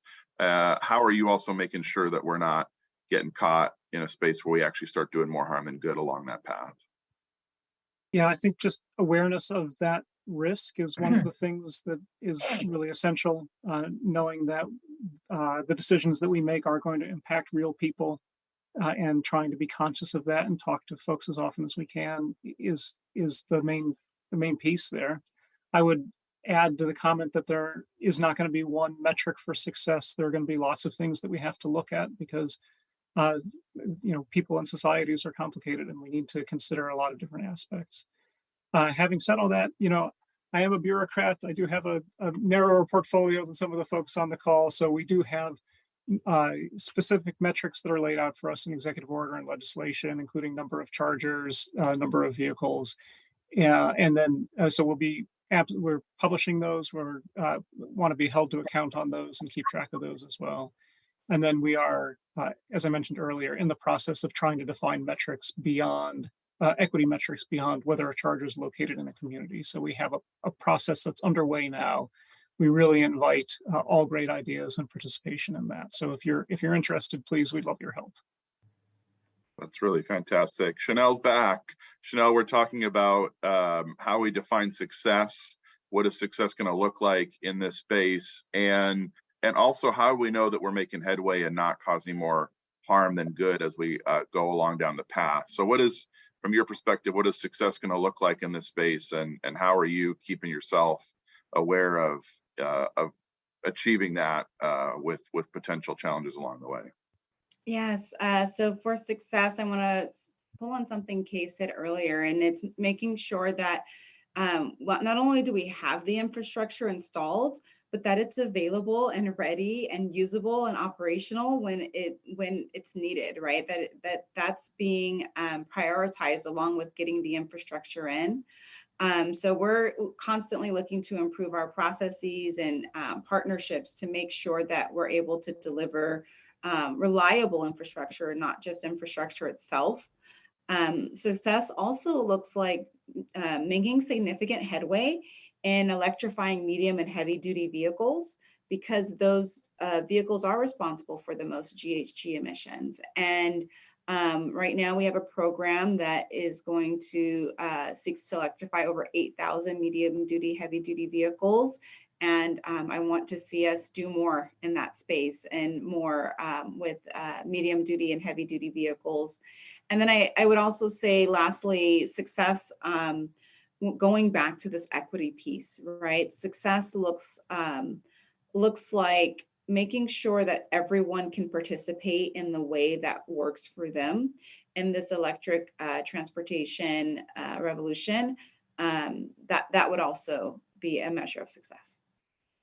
Wow, an hour has flown by, but I really appreciate, our ability to sort of weave the poetry of a vision of what we want to accomplish with some prose in terms of real concrete strategies that are going to get us there. I wish we were all in person, because this would be the moment where we'd hear a lot of applause from everybody in the room, and we'd all be able to shake hands and exchange cards and talk about the next time we're going to be together. So we'll have to do that in some other way, but I'm inspired by the work you're all doing.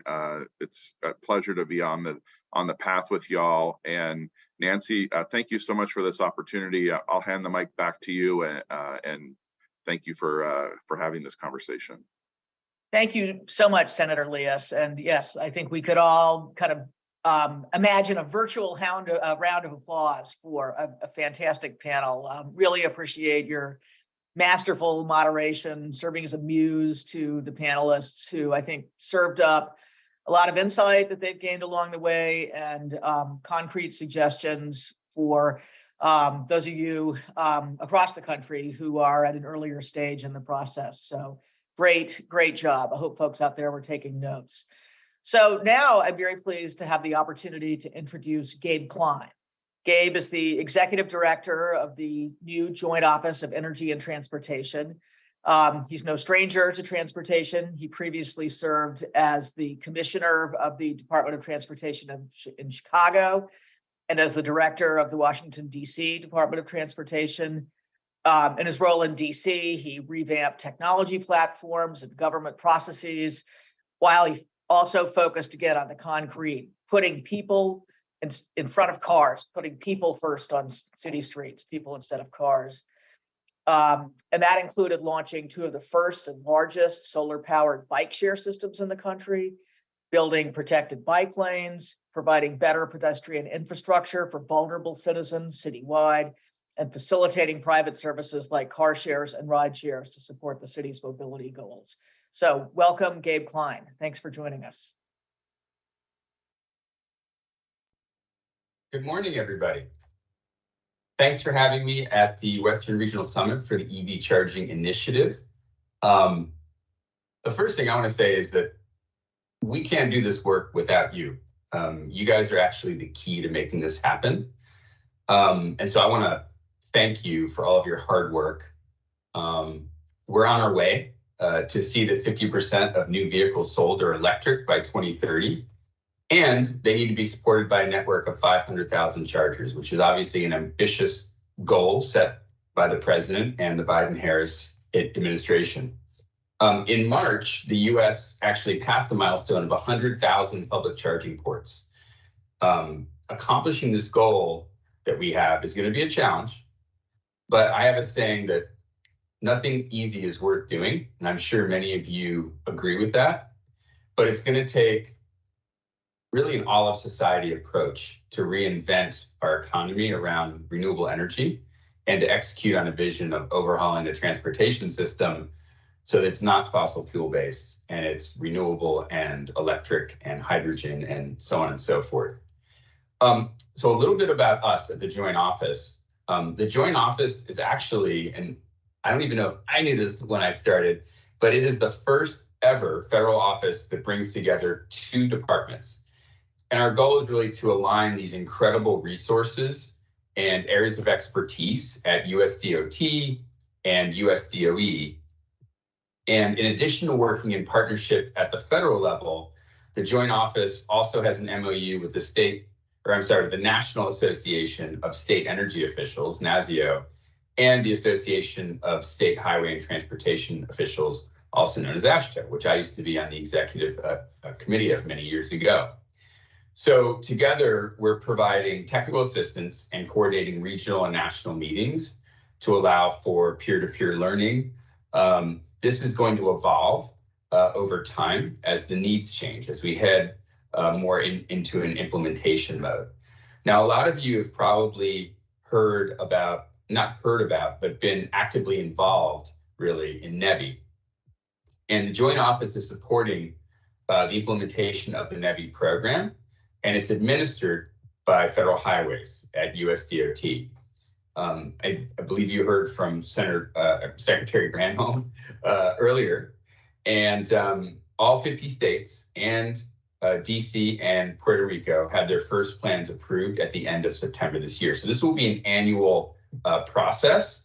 But what's important about right now is that we have NEVI FY 22 and 23 funds available for states to start putting out their RFPs for design and construction of DC fast chargers on alternative fuel corridors. And that means that there's $1.5 billion available of $5 billion. This creation of this, highway system, this national network is crucial. It's over 75,000 miles of designated highway corridors, but there's also a recognition that we're going to need to fill in. We're going to need to fill in on those corridors, and we're going to need to fill in communities. These communities may be small, medium, and large cities. They may be tribal nations. They may be smaller towns in rural areas. So we have $2.5 billion that's going to come through this discretionary grant program versus the formula funds for NEVI. So cities, towns, MPOs can apply, and they can apply in partnership with the private sector or with NGOs or both in a consortium. And there's $1.25 billion for community and $1.25 billion for a corridor, and those will be coming out soon. But we want to make sure that not only are we addressing climate change, but we're also increasing EV charging access in underserved and overburdened communities. So the community grant program will strategically deploy publicly accessible EV charging infrastructure. It can also be hydrogen, propane. The corridor charging grant program will do this also, but along designated alternative fuel corridors. And the rules around these discretionary grants will be coming out soon. A reminder that both NEVI and the CFI program have an 80-20 cost share requirement. And leveraging federal funding, states and their partners can consider siting charging infrastructure in locations that might otherwise have not made sense financially for the private sector to do alone, right? Maybe it wouldn't pencil out, at least initially. So this program wants to ensure that whether you're in a rural, suburban, or urban community, that you have access to the right type of charging. And that doesn't mean that it's all going to be level 3 charging. Our forecasts show a considerable amount of charging will be at multi-unit developments with level 2, on street and cities with level 2, or even lower powered level 3 charging. But on those,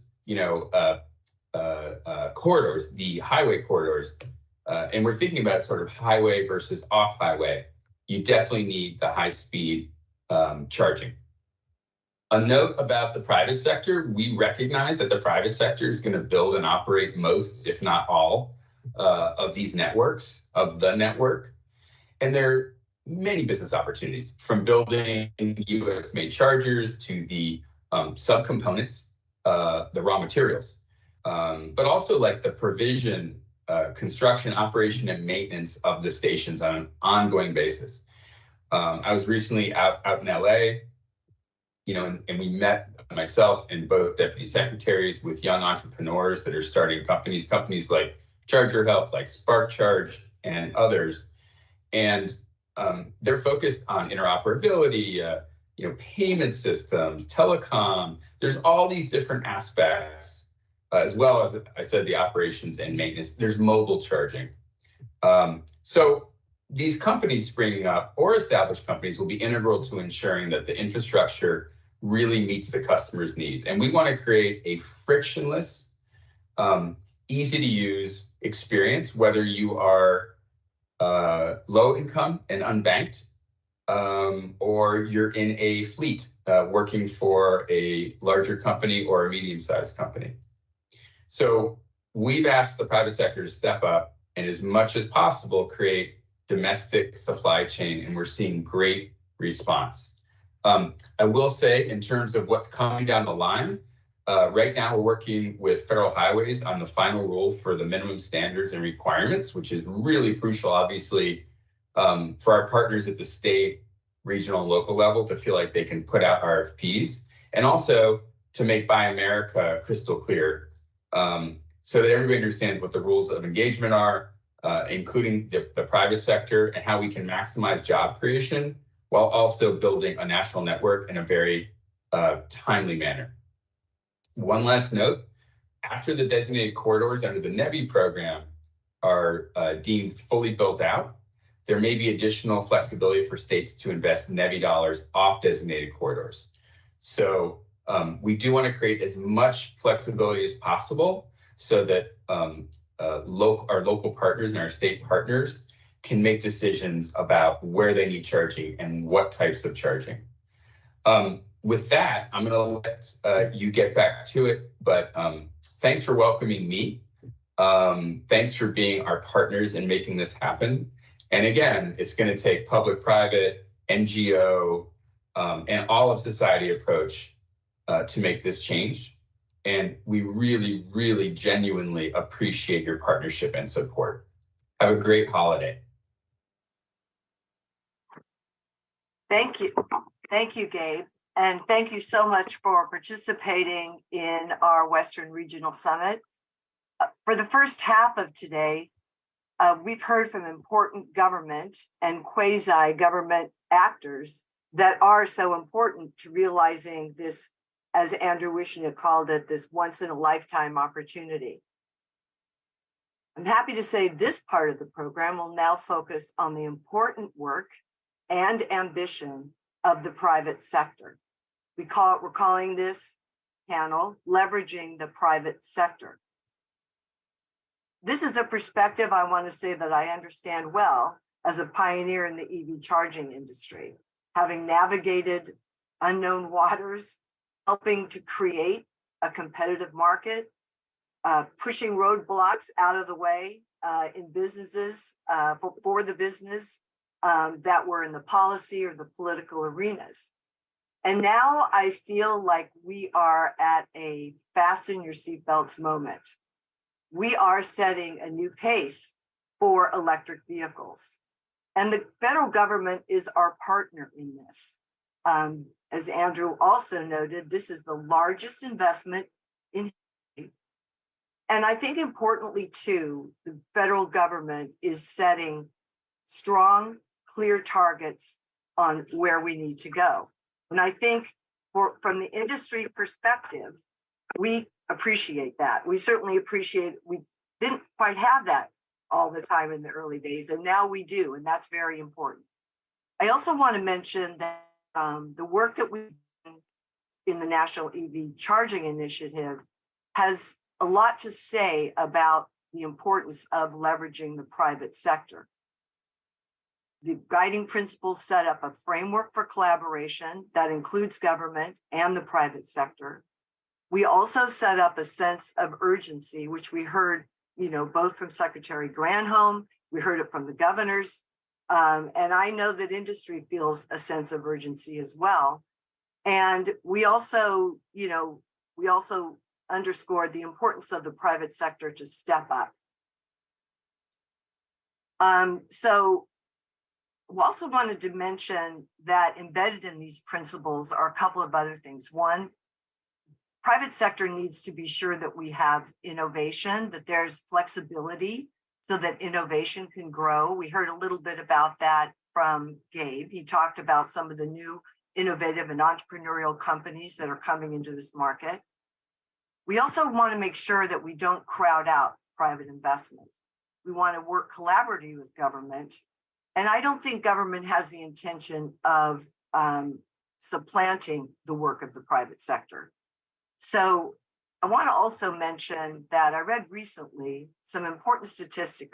According to Bloomberg New Energy Finance, more than $4.8 billion has been pumped into the electric vehicle charging industry this year alone.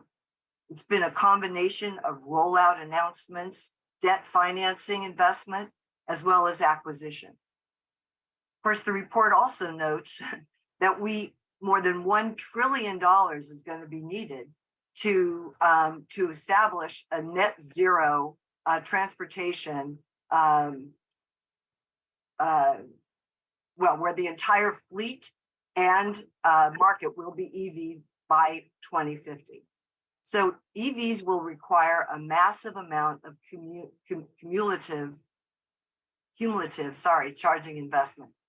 So that's why we're here today to talk about this. It's time to come together and make the investments that we know we need to make. Our session will focus on those investments and opportunities from the private sector. We also want to explore what more can government and other stakeholders do to drive investment further in developing this EV infrastructure. I'm really proud to say we have represented on this panel, some of the companies that have been in this market for a decade or more. Others have come in, with merger opportunities, and they're new to this US market. I'm just going to have a quick introduction because some of you folks have worked. I know Jamie Hall is the senior strategist of EV policy and market development at GM. But Jamie is one of those pioneers in the EV industry. His contribution has been enormous. He's been a visionary, and quite frankly, he is contributing now to the whole auto industry's approach to EV infrastructure. Matt Horton is also with us today, another industry leader, formerly with Proterra, recently with Rivian, and now leading an exciting new entrant into this market with what I might say quite a bit of financial backing behind it, which is an important thing to have. Emily Leung is the VP Future Mobility and Electrification for BP Pulse. Here we see a global company, also known as a super major, but has ambition and commitment as an energy company with purpose. They come to this US market with experience and success in the UK. And I look forward to hearing from Emily about their plans in the US. Sarah Raffleson, VP Market Development and Public Policy at EVgo, has been on the forefront, on the front line of policy. She's been navigating policy to enable and develop markets for the industry. And that has been a very important part of her work. And that's what we want to hear more about today, because there's more work to be done. So I'm going to start by asking each of you to provide a 3-minute overview. And I want you to talk about what you're doing. So brag a little, talk about your portfolio, products, investments, what you've announced in your approach to the US market.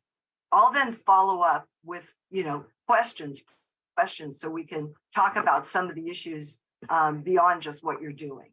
So I'm going to start with Jamie. Jamie, can you give us a 3-minute intro of all the great things GM's doing?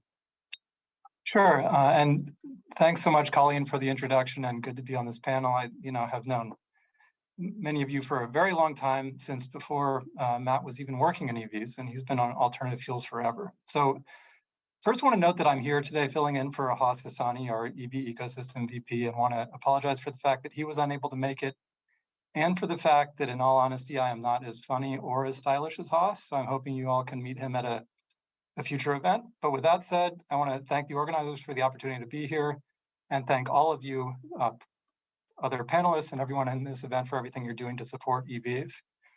As I hope most of you are aware by now, GM is fully committed to an all-electric future. We're making massive investments on the vehicle side to bring compelling EVs to market, to reduce cost, to scale up production so that we can meet future demand and make sure that there are affordable long-range EV options for all. But we understand that the vehicles are only one small part of this equation. We need a robust EV infrastructure across the country to make this all-electric future a reality. And this is why we're participating in events like this, working with groups of stakeholders like this. It's also why we are investing nearly $750 million of our own money in charging infrastructure through our Ultium Charge 360 ecosystem, really looking at a holistic and simple approach for charging for our customers. So I'll just hit briefly on a few pieces of this. First, we're looking to simplify home charging. In fact, if you buy a Bolt EV or EUV, the cost of that home charging installation is on us. We want to make this as painless as possible for those with the luxury of being able to potentially plug in at home. Second, as we look at sort of the public infrastructure that's out there, we're working with our dealers to expand level 2 charging access across the country through what we call the Dealer Community Charging Program. First chargers in this program are already in the ground now in Wisconsin and Michigan. We've got around 1,000 dealers enrolled, so this is really exciting. And ultimately, this program should see up to 40,000 level 2 chargers going into communities across the country. It's important to note that this is not limited to GM customers. This is about growing the public network, chargers in parks and retail locations and things like that. And third, and I know this is really sort of a hot issue these days, we're doing a lot on public DC fast charging. We're in the middle of an effort with EVgo to deploy over 3,000 DC fast chargers in major metro areas across the country. I imagine Sarah may end up speaking to that some. And more recently, we've announced a collaboration with Pilot Flying J to install another 2,000 DC fast chargers at 500 service stations on major travel corridors across the country, again, working with EVgo. These stations, like the dealer community stations, will be open to all. This is not just for our customers, and they're going to have the sort of higher power DC fast charging that we think is really going to be essential for customers going forward. So that's home, 40,000 level 2, 5,000 DC fast charging. This is, I think, a really meaningful contribution. And I also want to briefly mention, thinking back to the last panel and the discussion about utilities in the grid, we recently launched a new business unit called GM Energy, complementing everything that we're doing on the vehicle and charging side, thinking about how do we connect these vehicles to the grid? How do we provide backup power? How can we just make sure that this is a win-win that works for everyone? So overall goal of this is to make this as easy and painless as possible, make EVs a no-brainer. I think we can all agree there's still a lot of work to do on the charging side in particular. So it's good that we're all here, all hands on deck effort. So thank you. Thanks, Jamie. Next, I'm going to ask Matt to take the podium. Great. Thanks for having us today. Really excited to be joining this group and wanted to share a little bit of imagery since we are a newer player in the space. Everybody knows GM, but we are a newer name. Great to be here with longtime friends as well. So we are a new company in some ways and a company with a longer history in others. We've brought together a lot of people that many of us have worked with through our careers that have deep expertise in charging. We also have teamed up with a great partner in this space that has provided us with a lot of resources, a group called EdgeConneX, a data center developer that we have been working closely with and spun a team out of to get launched. But I want to talk about what we're doing to build what we think is something of a new business model in our segment that has already demonstrated an ability to attract a significant amount of capital. And importantly, to Colleen's comment before, we're going to need hundreds of billions of dollars of capital to come into this market. And we believe some of these new business models are going to be the key to unlocking it. So what do we do as a business? We identify the best real estate for charging out there. We acquire those properties, tie them up for the long term. We do the hard work of bringing power to those sites. Some of the sites that historically we've all been doing in pilots and smaller programs are in the kind of single digit megawatt scale.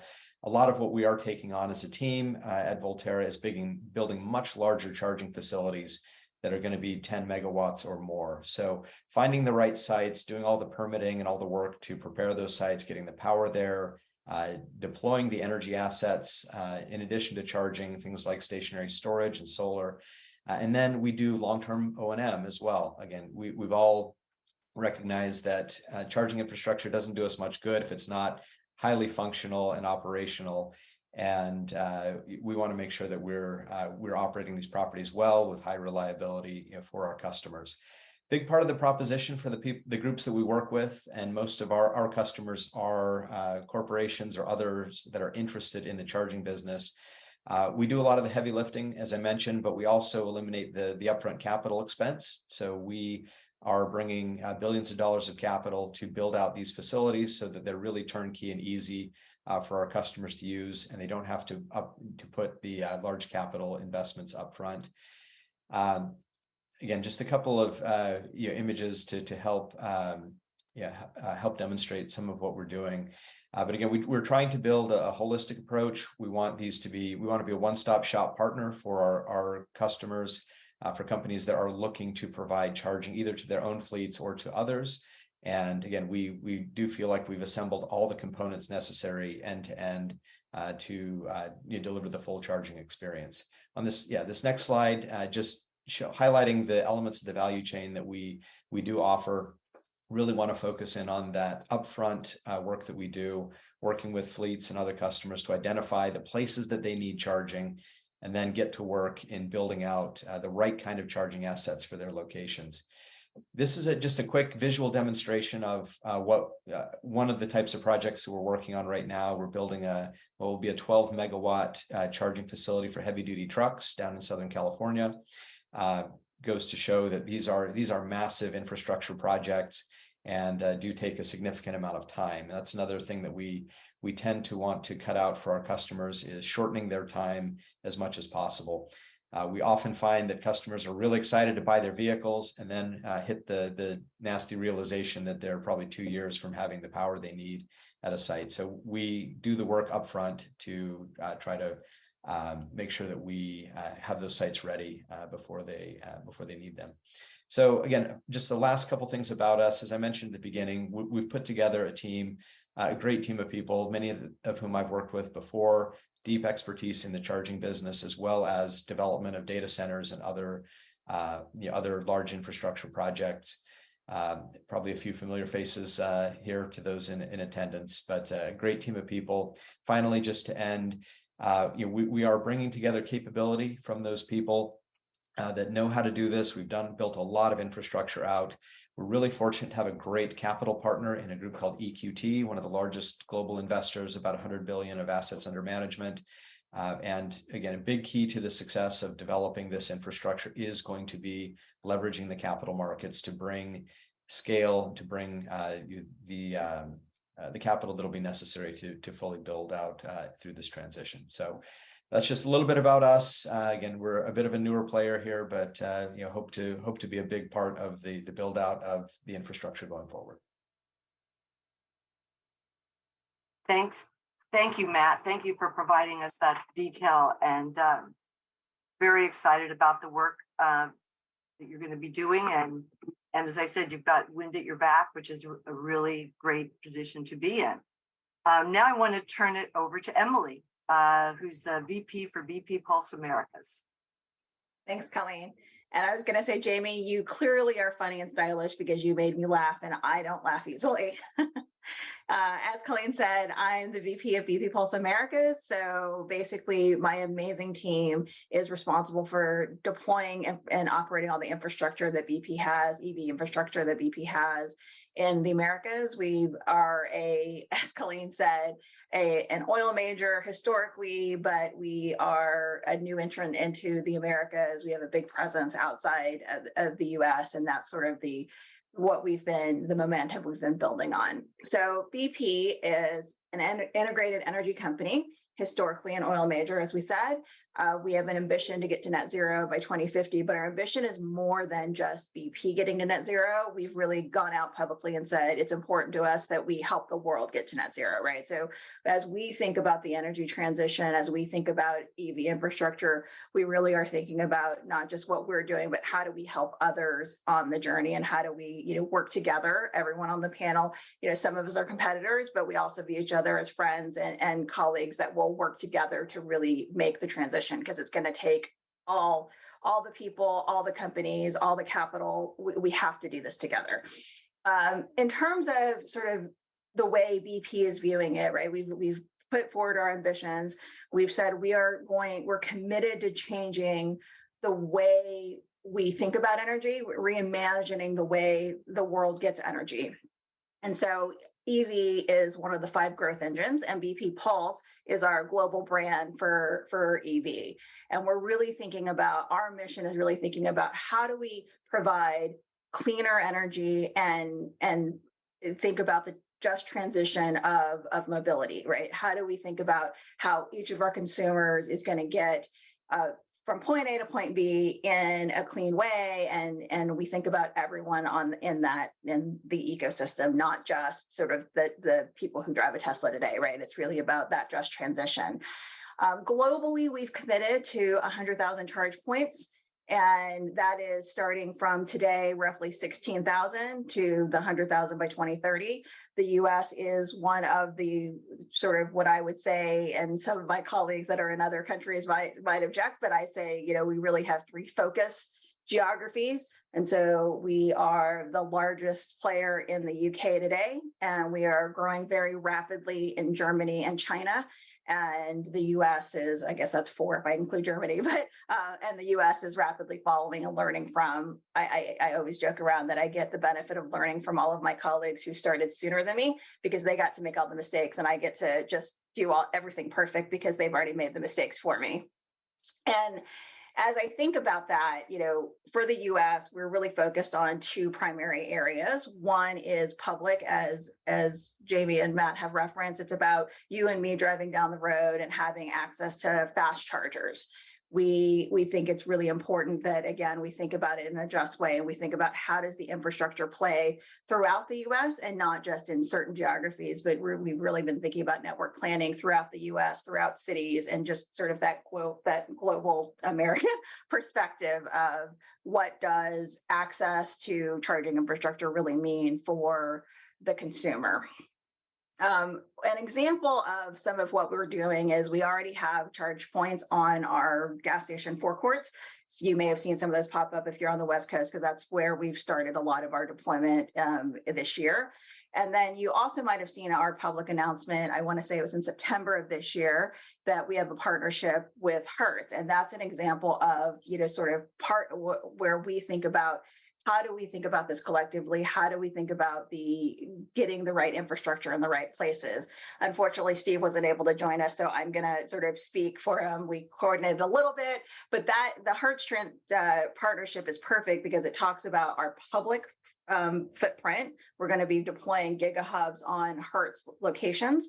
And then it also speaks to sort of the private, which is the other piece behind the fence, as we call it, that BP Pulse is focused on the Americas, and that is the fleets. So Matt mentioned this a little bit, but as we think about large fleets and their transition, a lot of the customers we talk to really do say what he said, right? They really do say, okay, we've made a commitment. We're buying all these vehicles.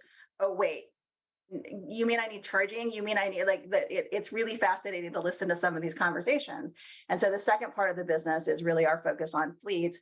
And that started with our acquisition of Amply Power last year. Amply Power has been since rebranded to BP Pulse Fleet, but the team there really focuses on how do we make charging easy for fleets? How do we make it so that people don't have to think about it when they have that moment of, oh, wait, I need more than the vehicle.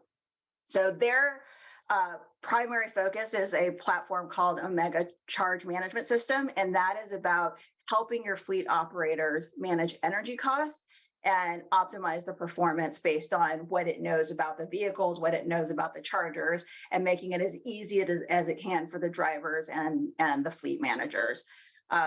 This is not a sales pitch, but I would say for those out there that do have fleets, I would encourage you to reach out to the BP Pulse fleet team or, Volterra, because all of us are here to help the transition, help you figure out how do we make it easy for you to really go through that transition.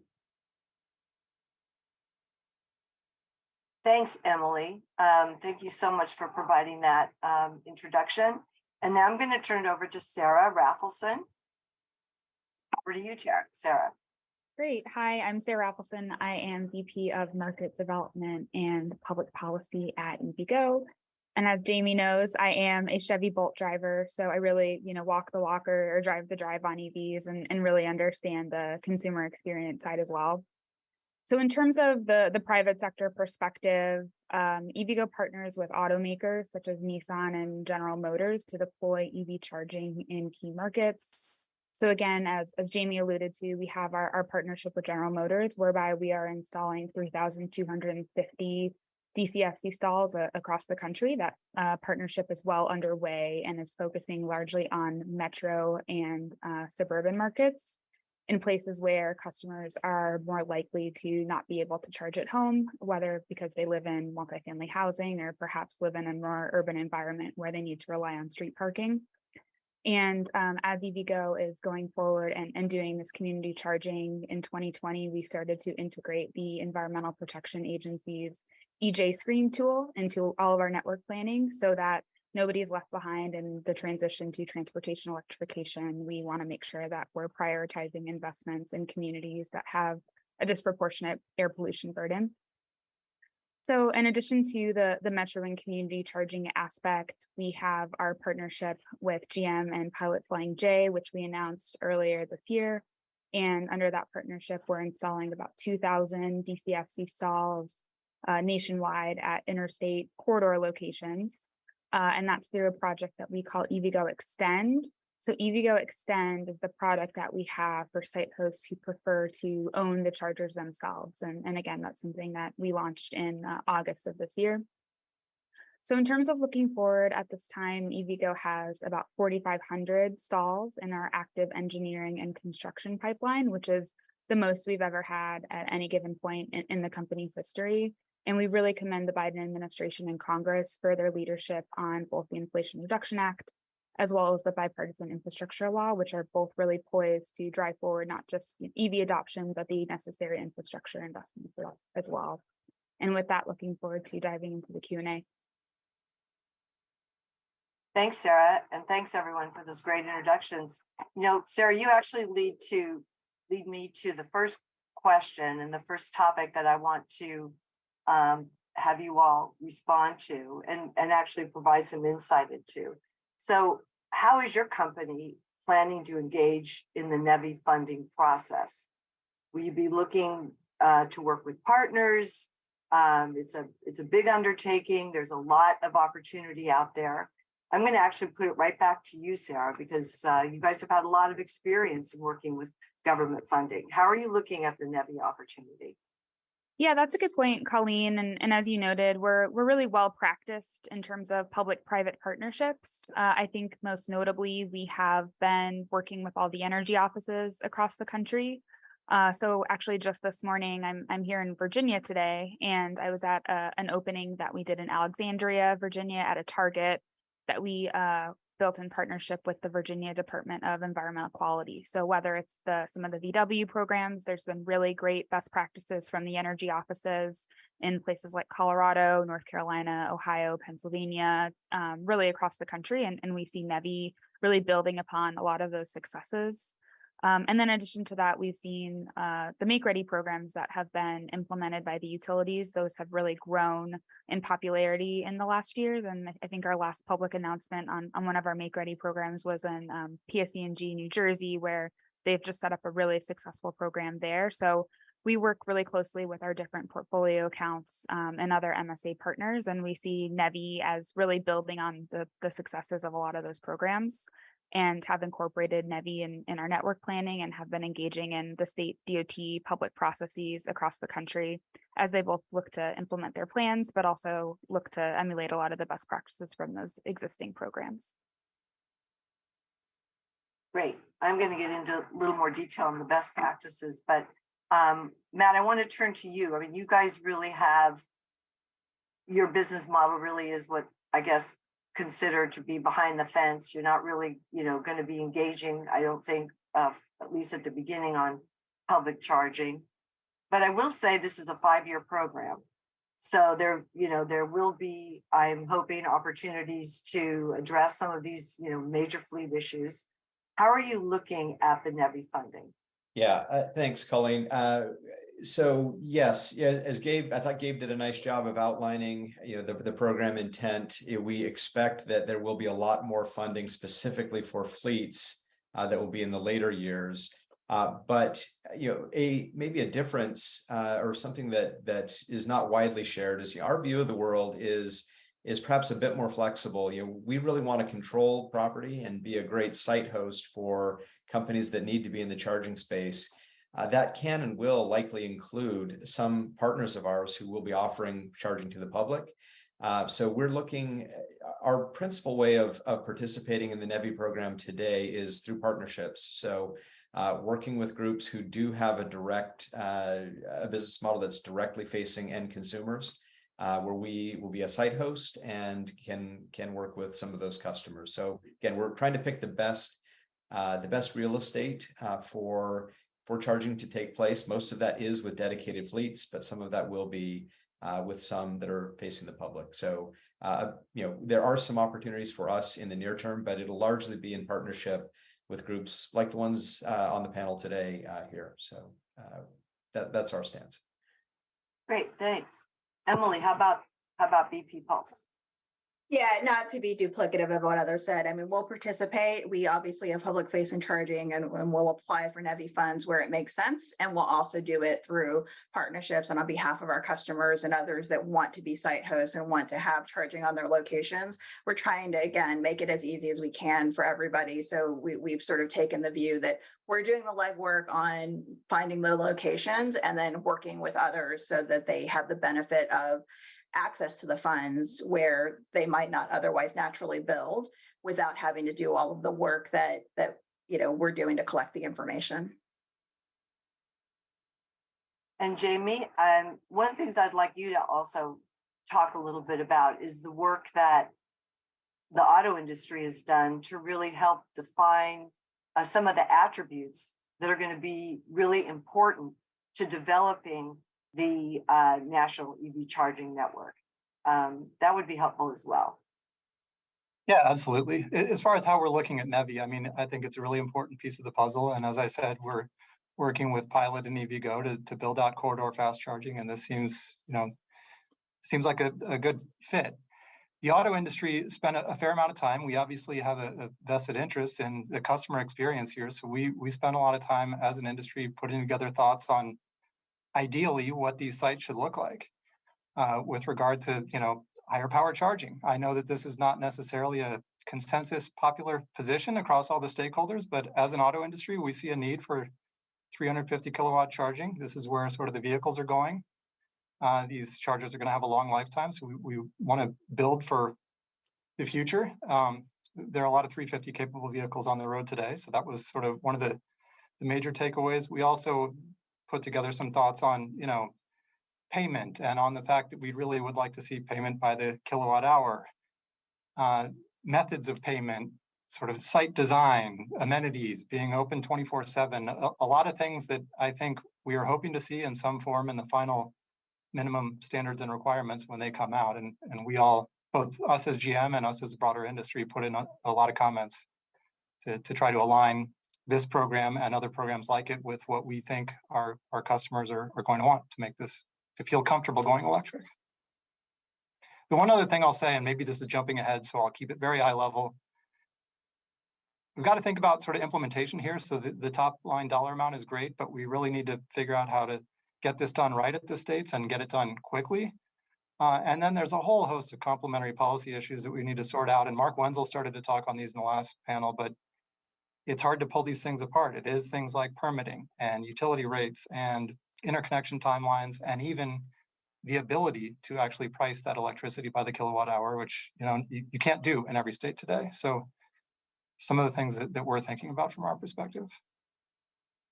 Jamie, that's a really good point. I mean, these complementary policies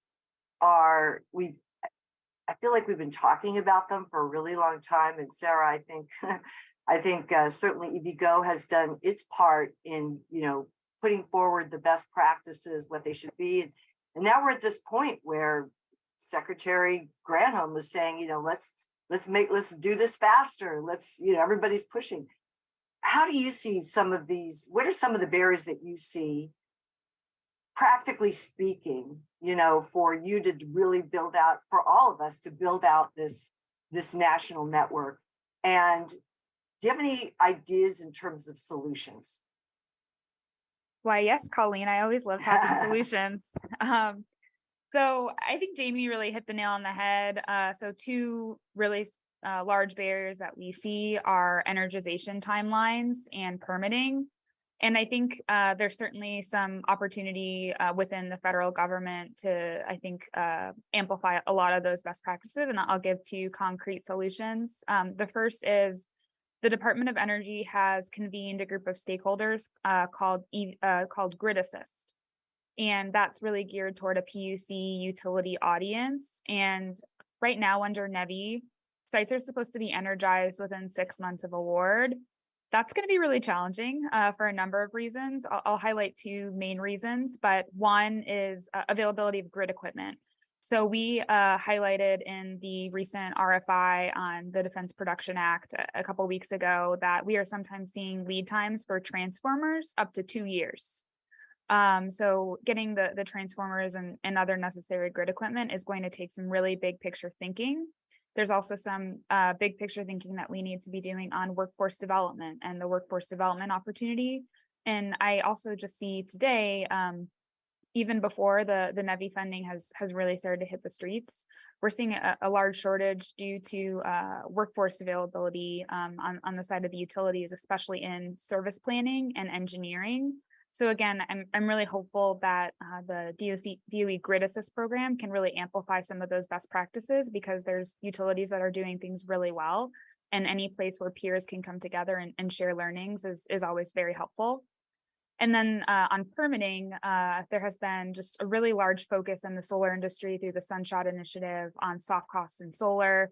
Would love to see something similar in the EV charging space. It's certainly time. In the solar industry, there's SolSmart, which is a DOE-funded program that focuses on local education and outreach to municipalities and others to help them streamline permitting.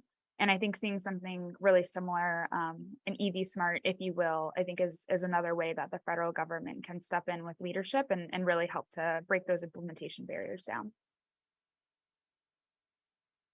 Thank you. That's a huge contribution that you guys have made, Sarah, to really point out these solutions and participate in the coalitions and the groups that are really trying to promote and push these solutions.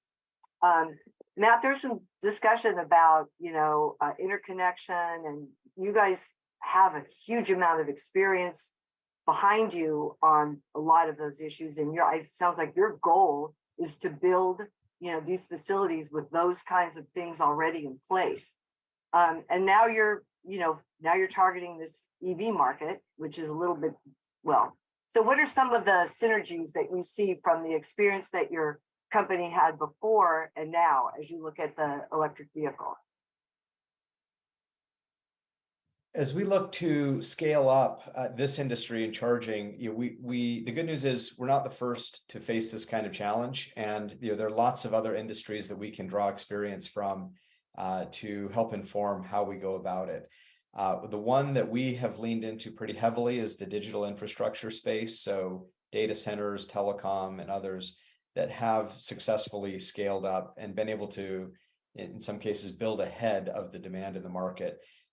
We feel like in our industry, we're well behind where we need to be. So we're at a moment where we're all together struggling to catch up, to stay ahead of the vehicle deployments. But despite what we think are really important changes that Sarah had mentioned. Some of the reality is we don't have power where it needs to be, and some of these projects are so big that they are going to be multi-year deployments, and you just have to get started, in some cases well before a customer can tell you where on the map they want to be. So again, that's something that our business is being built to do, is to take those risks and leverage our experience in understanding this market to build in the right places. But a few things that we've drawn from other industries. One of the biggest ones is the business model, where we are, as a site developer, we're looking to help sort of rewire the grid and put the power where it needs to be, doing that ahead of when it's needed. In many cases, our approach from a business standpoint is to provide long-term, low-cost capital for these deployments, so that that we can lower the overall cost to fleets and to others of having charging available at these locations, and sort of splitting up the way that this has historically been done, so that you've got a very asset-heavy partner like Volterra that supports other companies to be more asset light and to do a lot of the direct customer interface. So we've brought some elements of that model to this market. It seems to be a really good relationship and partnership, and because I think it has become clear to most everybody in this business that we are not going to be able to scale based on venture capital dollars and expensive public equity dollars as well. We've got to be able to attract and bring to the table billions and billions of dollars of lower cost infrastructure capital, and that's how we're positioning ourselves to be great partners to almost all of the players in this space, and just providing that lower cost capital, like has been done in telecom, in the wireless business, in data centers, and other places. Thanks, Matt. That is a perspective, quite frankly, that many of us have been waiting, which is for this, for the kind of the Wall Street and then the infrastructure capital to get off the sidelines. And so I think that is a really important part of the equation that has in some ways been missing, but is absolutely critical. So it's very exciting to hear your thoughts on that. One thing that I wanted to test, one of the things that, who was it? I think maybe it was Gabe. Someone mentioned a little bit about business model anxiety, that there's still business model anxiety in this market. I'd like to see whether or not, Emily, you're a business leader, your background, you put the deal together with ChargeMaster in the UK, bringing now this, your products and services to the US. Do you enter this market with a lot of business model anxiety? That's an interesting question. I mean, I think the benefit, and one of the reasons I love my job, is I'm coming from a place of, having the big company behind me, right? And so, yes, we have a lot of conversations on strategy and what are the right business models and what business models will ultimately win and make sense for the consumer. But I wouldn't describe it as anxiety, because we do have the benefit of being able to test out many things. So as I mentioned, in the US, we did the acquisition of Amply Power, which is now BP Pulse Fleet. And, they're doing two different business models, and we've seen different types of customers be attracted. So they're doing CaaS and SaaS. And the question is, depending on where people are on in their transition journey, where they are in their thinking about how they're going to convert their fleets, different models are attractive to them, right? We even have some fleet customers who will say, I want to rely purely on a public network because my fleet's too small, or I just don't want to think about it and I don't want to manage my own. And so we do have the benefit of being able to say, we're going to adapt the business model to the customer. And that's, I think, pretty powerful when you're in this, as you said, a little bit of a early journey, awkward for some customers who they themselves don't know what they want. And so we're able to work with them and be flexible in how we think about it. My next kind of take on that question is, how important are the government funds to driving the growth of the EV charging market? And I'm going to start with Jamie on that perspective. Sure, thanks. So I mean, I'm curious what the others on the line who this is their whole business model, will say to this, but from our perspective, at this early stage in the market, it really is all hands on deck, and there is an important role for government funds to honestly to speed this up. I think we all know where things are heading, but right now, especially to look at some of the more challenging segments of the market, there's a need for some help. You know, the business case, I think today for highway corridor fast charging can be tough. It can be tough, especially in places with low utilization and with high demand charges, just to choose an example. And so I think there's a role, if we want to go as fast as I think we all do, for public funding to step in and sort of help accelerate this, and you have a real multiplier effect here. I think it'd be interesting if we have this discussion again in 5 years and say, you know, now how much private capital has come in, now where do we need the public sector to look? And, you know, maybe there is more of a focus on sort of grid upgrades and even residential panel upgrades and other things. But at this point, if we want to build out this network and sort of make people comfortable, I think there's a role in speeding things up. Thanks, Sarah. Do you have a perspective?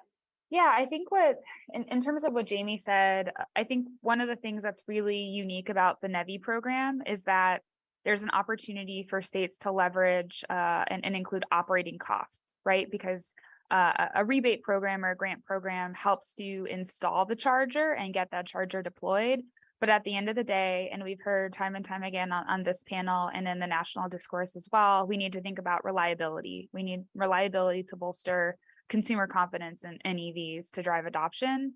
And if you have a more rural charger, it's going to just be more expensive to get a tech out to that site to fix it when there's inevitably some sort of issue, or maybe a customer, you know, drops a connector and needs to be repaired, right? So I think states leveraging the OpEx side of NEVI is going to be really important, and something that we'd like to, you know, have here as part of the conversation more as we're thinking about the reliability of those more remote stations.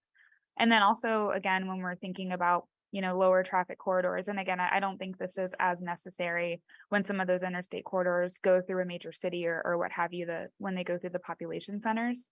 But as Jamie noted, lower utilization exacerbates the demand charge challenge. And again, I think that's where the operating costs that can be included in NEVI are going to be really important to the long-term affordability of that charging as well.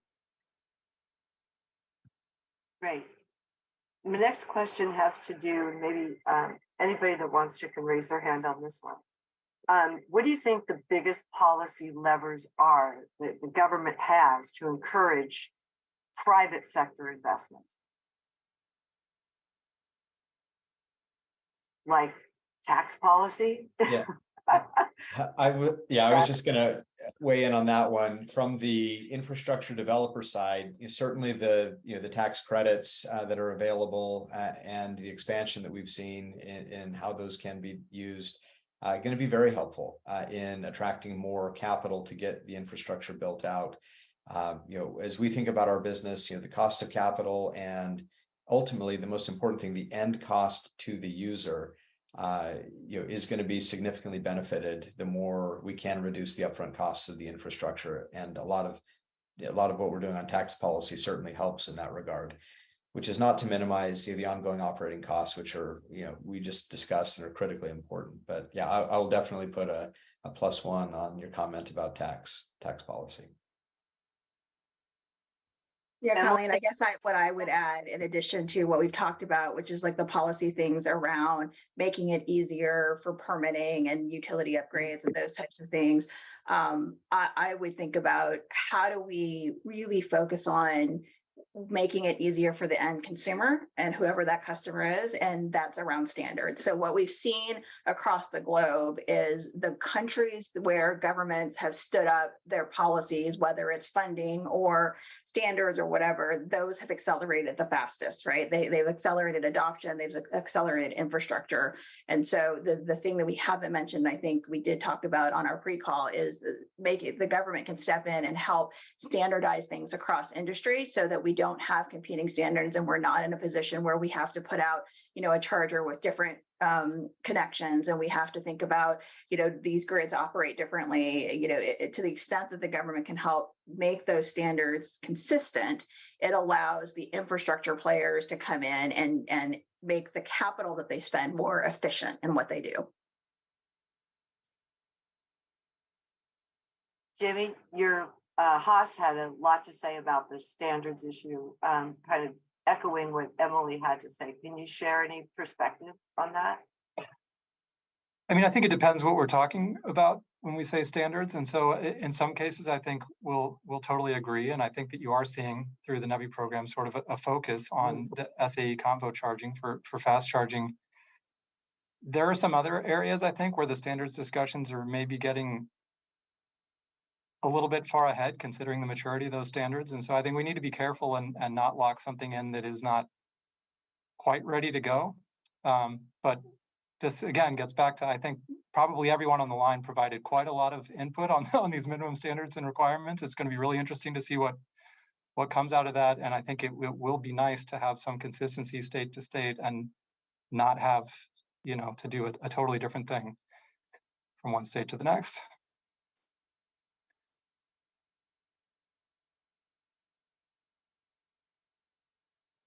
Sarah, what are your thoughts on the standards? Yeah, I think Matt hit the nail on the head. I think what we've seen, just quite frankly, the legislative success that we've seen between the bipartisan infrastructure law and the Inflation Reduction Act really couple what you need to see the success and for the sector to grow, which is one, critical tax provisions that will enable EV adoption and the vehicle purchases, but also we've got 30C and others that stimulate the investments in charging. And then in the infrastructure bill or law, we have NEVI, right? So I think we always say you need to have complementary policies that grow both EV infrastructure and EV adoption for the sector to grow. And I think that Congress and the administration have done just that. And then again, I would just reiterate, what's next. I really think that focus on soft costs with energization and permitting cannot be understated in terms of its importance for the sector to grow. Yeah, but how challenging is it to, permitting happens at the local level. And it's, I remember, in the early days when we were looking at this, we passed a bill in California that said, let's follow the solar and give essentially set a mission on this permitting, but it didn't really have any teeth to it. So the cities didn't really, really didn't push. They didn't pick up the ball and run with it. So it takes some pushing. Where do you think that leverage needs to come from? Yeah, that's a good point. And I think you're talking about AB 1236 in California, and then there was AB 970 after that. But you're right, if there's not really strong implementation paired with that, then it's challenging, because if you speak to some of the local government, leaders that really care about these issues, they don't have the funding to move everything online or electronic, which is why, sometimes we still have to go into offices and submit things on paper. But I think in terms of what the federal government can do, again, I would just reiterate that EV Smart idea, which is the technical assistance and the education and outreach that was done in the solar industry. I think that's a really great way to advance those conversations at the local level on a national scale. And I think to the point about legislation, it's really challenging. So I think the federal government certainly has that power to convene people, amplify best practices, and then do that local government assistance. Emily, why don't you pick up on a topic that I think you think is working well, the LCFS and those kinds of activities? Yeah, the last thing I would add on policies is, what we've seen in California is adoption has been high there for two reasons. One, there's just the number of vehicles, but a lot of that has to do with the LCFS program that they have, right? So that makes the economics to build out and to buy a car or build out the infrastructure make more sense. And so those types of policies are the things that BP, works with governments to support, because we think that's going to move, we believe in the capital markets, and we believe those types of policies will help move things forward. So whether it's a low carbon fuel standard, or it's a clean fuel program, or it's carbon pricing, or we think about, power and deregulation of power, those are the policies that we get excited about, quite honestly. And we do think will move the industry forward, because it allows the capital capital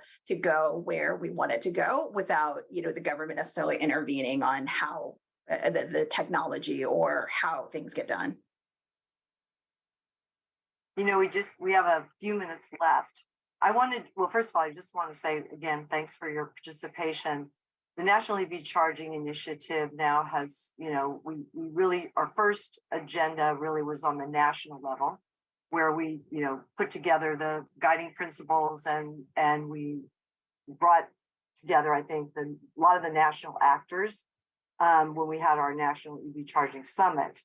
Now we're going to be, this is our first of the regional summits, and we're going to have 2 other regional summits. But we're trying to think about what should we be focused on for 2023. And I would just like to pick your brain. This wasn't something that was pre-prepared. And Emily, you don't even probably, you're probably not all that familiar with what the initiative has done. But if you were to take 2 top items that you think a coalition like this should now be targeting to move the bold action. That's what we're standing for, bold action to develop this national EV charging initiative. We took the national level. Governor Granholm gave us a lot of credit for helping. I'm not sure we did, but we certainly did support the Biden administration's ambition on this topic, bringing these 35 organizations together and setting these principles in motion. And now the pivot to the states, with the governors today talking about how important the state activity is, and all of us realizing how important the state activity is. So what's next? What do you think the initiative should really dig into? And I'm going to start with Sarah. She always has great ideas about what needs to be done. I was just thinking, Colleen, how much I love this question. And how fun it would be to plan an event like that. So I think I would focus in 2023 on implementation, right? We've got the legislative, wins and moving forward to implementation. I would focus on 2 items. One is thinking about best practices in program design. So a challenge with NEVI is that NEVI is to be administered by the state DOTs. But traditionally, the state energy offices have been the ones that have administered the incumbent EVSE programs. But that being said, there have been some really wonderful collaborations between the energy offices and the state DOTs. So I would invite those states who are doing that really well, maybe Colorado, they have their energy office works really well with CDOT, or Washington, WashDOT works really well with both ecology and the Department of Commerce. So I would bring in some of those best practices from the states, and again, in the spirit of, I think when people hear from their peers, it's always really great to share learnings that way, and talk about what's worked, what's been challenging, and with an eye to program design. I think the other thing too is this energization issue. I can't underscore how important that is.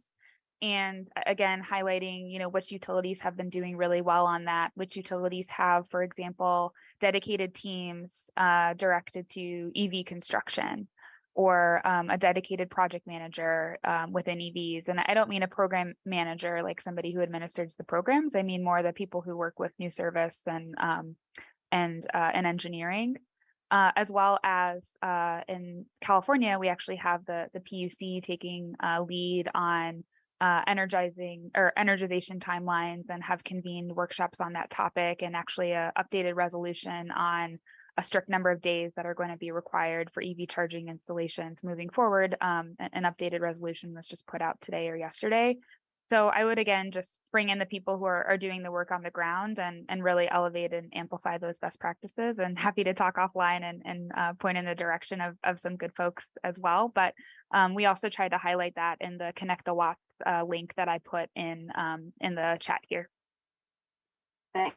It's going to have to be a lightning round. Next is Matt. Yeah, the thing that I was going to jump on was just, Sarah referenced it, but making sure we're bringing the utilities along with us in this process, because for as much work as we might want to do on the incentive side, the policy side, even on permitting, that time to energization is the killer, especially for bigger projects. And there are some utilities that are actually really trying to lead on this and doing fairly well. We need to get those best practices out to everybody. And you asked about like where to apply the pressure.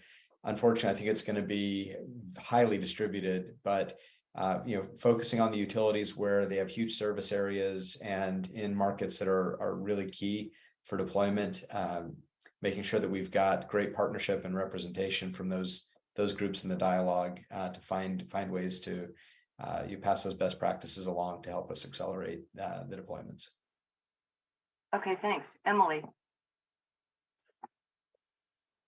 Yeah, so as you said, I'm the least familiar with what's already been done, but I would echo what others have said. The power of something like this is about bringing people together. And as I said earlier, I firmly believe the only way we're going to succeed is to do it together. And so it's about bringing people together. And what I would particularly focus on, hearkening on what Sarah said, is there's a bit around lessons learned, the states that have done well. How do we help states that haven't done well or earlier on the journey move faster? And I'd even bring that down to a local level, right? We've had conversations with fire departments about how do you staff up the fire department so they understand how to respond to incidents, and so that like it's not scary for the local community, right? Like there's a lot of press out there, and so just lessons learned and bringing people together on that. And then the other thing that I would say is initiatives where we think about, we've raised standards where the community can come together and leverage resources like Charin and others to say what standards make sense for industry and how do we rally behind those things. And the other initiative is how do we rally around environmental justice and the just transition? How do we think about local communities in a more holistic way rather than just say, where are we going to build our infrastructure, but really, how do we think about the infrastructure on a national level? Okay, Jamie, bring us home. Yeah, and since I know we're over time, I'll make this really simple and say I totally agree. I think you can walk away with the sense that all of your panelists think, convening best practices, lessons learned. Remember, this is a 5-year program, so the focus on implementation that Sarah noted is important. Agree on the energization timelines being an important issue, and I'll just say it's some of the utilities I think really want to go faster and want to do some more proactive grid upgrades and whatnot. And so we've got to also look at utility regulators and sort of what are best practices there for trying to do some of this proactively. Thanks, everyone. Virtual clap from the audience. And now I'll turn it over to my partners in crime, Nancy and Max. Great. Well, what a fantastic half day this has been. So substantive and just so much energy and enthusiasm. So just to kind of recap, look back over the morning, at least for us here in California, we started out hearing from Secretary Granholm and the governors Inslee and Polis, who really conveyed so much aspiration, ambition, commitment, framed the work that we're doing on EV charging infrastructure in the broader context of improving air quality, meeting the challenge of climate change, bringing benefits to all communities, across America. We heard also from Secretary Granholm, Andrew Wisnia, and Gabe Klein about work at the federal level to support the states and local communities, the things they're doing to make sure they have the tools that they need to succeed and again fulfill those ambitions. I hope everybody took notes when Secretary Granholm identified those 4 websites because they sound like they're pretty handy. Then we turned to our panels, and I just found them both so inspiring. The first one, people working at the state level, which of course is where I spent a fair amount of my career at an institution that we need to hear more from, a public utility commission. Jamie closed on that note, and they are critical players to enable utilities for sure. But our spokespeople from Mark Wenzel from California Energy Commission and Kay from from the Colorado DOT, really, I think they gave us solutions. They offered concrete solutions, as did Chanel from Southern California Edison.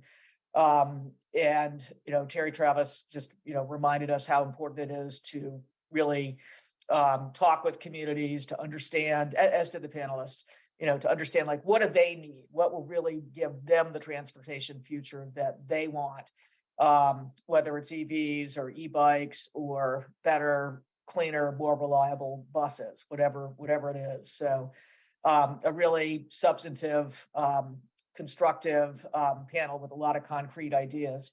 And then that final panel, I just, it really shows that the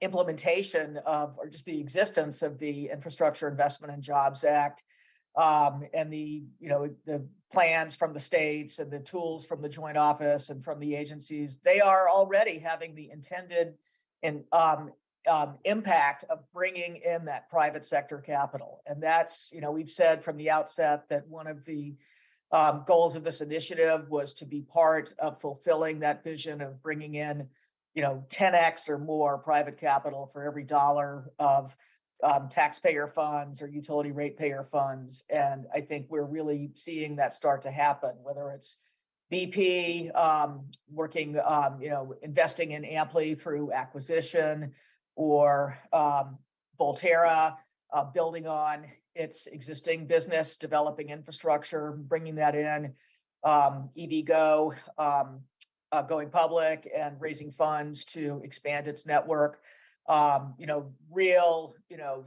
Real private sector money from the capital markets stepping in various ways. And that's absolutely what it's going to take to make this happen. And the last thing I'll note that I also found just super exciting and encouraging was that, again, we talk a lot about partnerships and public-private partnership in particular in the context of this initiative, and it's fundamental to our guiding principles. And we heard about so many different types of partnerships today, whether it's business partnerships with EVgo and GM, or EVgo and truck stop operators, or really forging connections and lines of communication between the public sector and communities, impacted communities where we really want to make a difference.